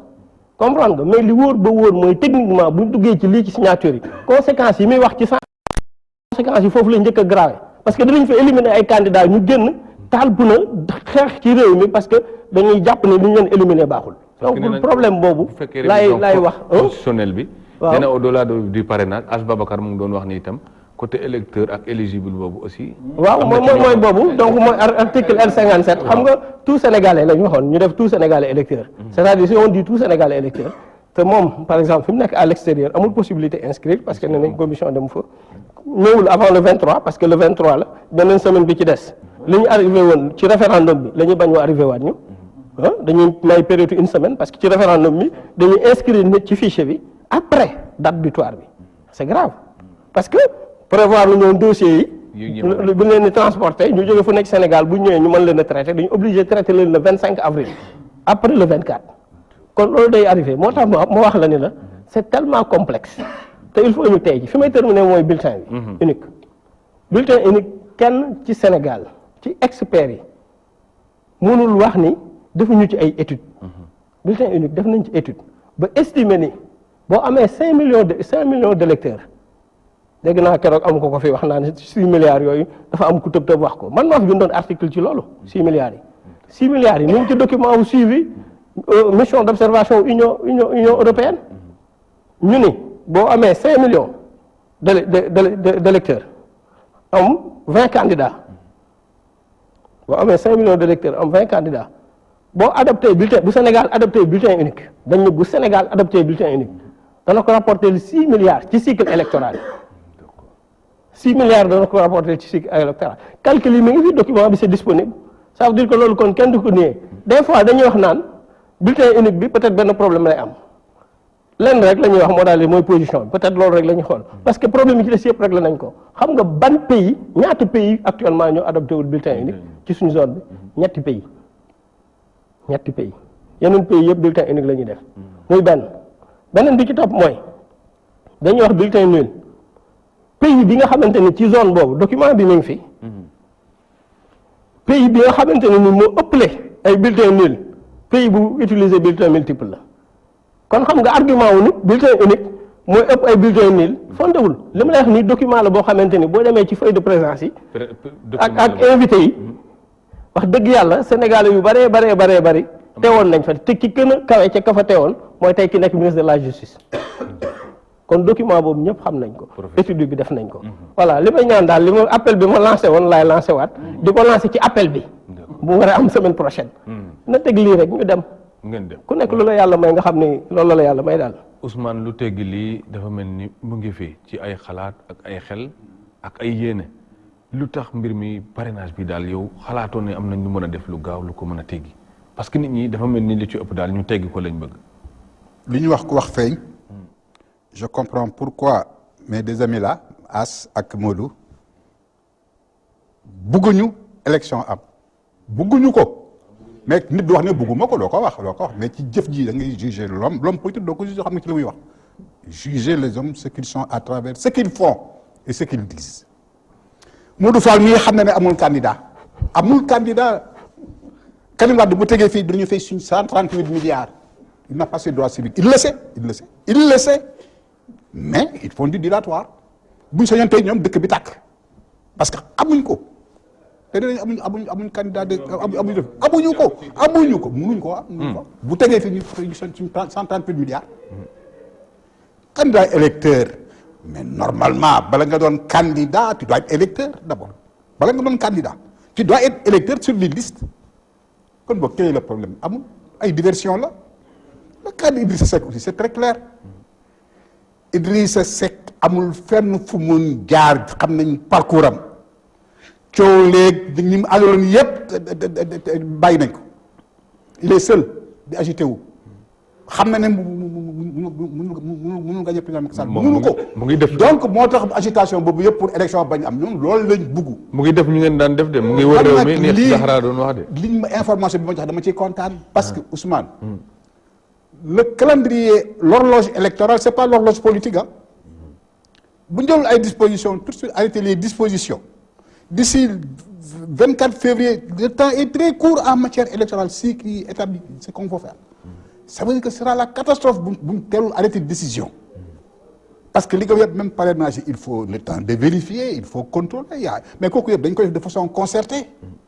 man moo tax Ousmane bëggoon naa ñoom nga laaj leen pourquoi buñ tolloo ci jamono ju mel nii nga xam ne dëgg la jafe na mais au moins nit yaa ngi chercher volonté pour li ñu mun toogaat au moins diisoo ci li nga xam ne war nañ ko mën a diisoo boog ñu trouver ci solution yow nga taw fooy ne man bokk ba encore yor sa xeer di sànni rek te da nga bëgg réew mi avancé da nga bëgg démocratie am da kooku ku ko wax bëgguloo démocratie dem ci kanam man moo tax ma profité bu baax ci tribune bi As ñëw leen ci kii bi ngeen toog parce que président bu demee ba ne ubbiwaat naa buntu bi waxtaan dem na même ba jël ne Aliou Tine sax changé nañ koy sax mu bu def concertation dañu ñaan ñi banque seen loxo kii ne du ma ko njëkkoon nañ ko chargé kooku ça veut dire que donc yow man aussi problème la ça veut dire que donc yow man li ma bëgg rek mooy am mais yéen li ngeen bëgg conserver mais kooku loolu sul ci démocratie xaaral moom mooy Zahra kon placé benn ñu seen xel bu baax a baax man daal foofu rek laa mën a terminer Ousmane Badiane parce que Zahra société civile bi alerté nañ Y'en a marre démb dégg nga ne leneen lu fi mënti xew na président Macky Sall jàpp ne moom la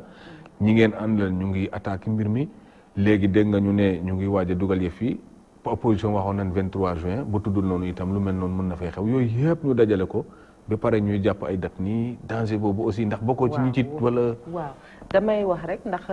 Alioune Tine ñëpp dañ koy sant moom dafa def rôle lu citoyen jóg doxal boppam ne damay dox jàmm loolu rôle bu rafet la président aussi remercier ko ci. mais ça dépend ci interlocuteur waaw bi 2012 waaye yëf yi dama ci ñëw xam bi. nga 23 juin ñun la woon xam nga ñun kenn du ñu jàngal 23 juin mais dafa am lu ma bëgg ñëw ndax da nga ne ñi ngi gaawantu di dugal gaawantu ñu dugal gis nga réew ay sart ñoo koy doxal code électoral bi Fall yor mooy tënk ci jamono ju ne lan la ñu war a def pour élection am booy déposer liste ci ban diir nga ko war a déposer booy déposer dépôt quitus consignation ci ban diir nga ko war a def donc fi mu ne nii protocole CEDEAO ci boppam juróom benn weer avant élection kenn waratul laal règle du jeu donc li ñuy def ni calendrier républicain la wax na ko calendrier républicain du calendrier politique benn ñaar ci république lañ nekk xam nga politicien dafa foog ne lu ne rek mën na wax ba génn ci bu fekkee ne dañuy jaay gëm ak doomu daara ak nekk ndongo taalibe yaakaar naa bu sénégalais yi seetaanee rek kenn ku ne mën nañ la wax foo dëkk kon ñun ci liñ ñu yaree ak ci li ñu xam gëm ko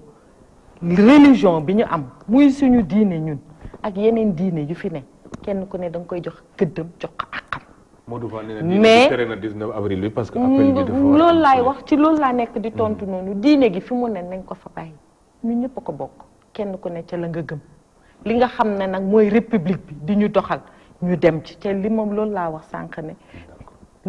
pas boo gis rek dafa am lu ci yoon wax léegi nag may ñëw ci ñaari ponk yu am solo ndax daf ko wax dafa ne tout électeur lu am solo la pour askan wi xam tout sénégalais électeur gis nga maire yi pour nga nekk maire foog nga nekk électeur pour nga nekk président conseil départemental foog nga nekk électeur ñooñu buñ leen ne nekk leen électeur rawate na njiitu réew benn ñaar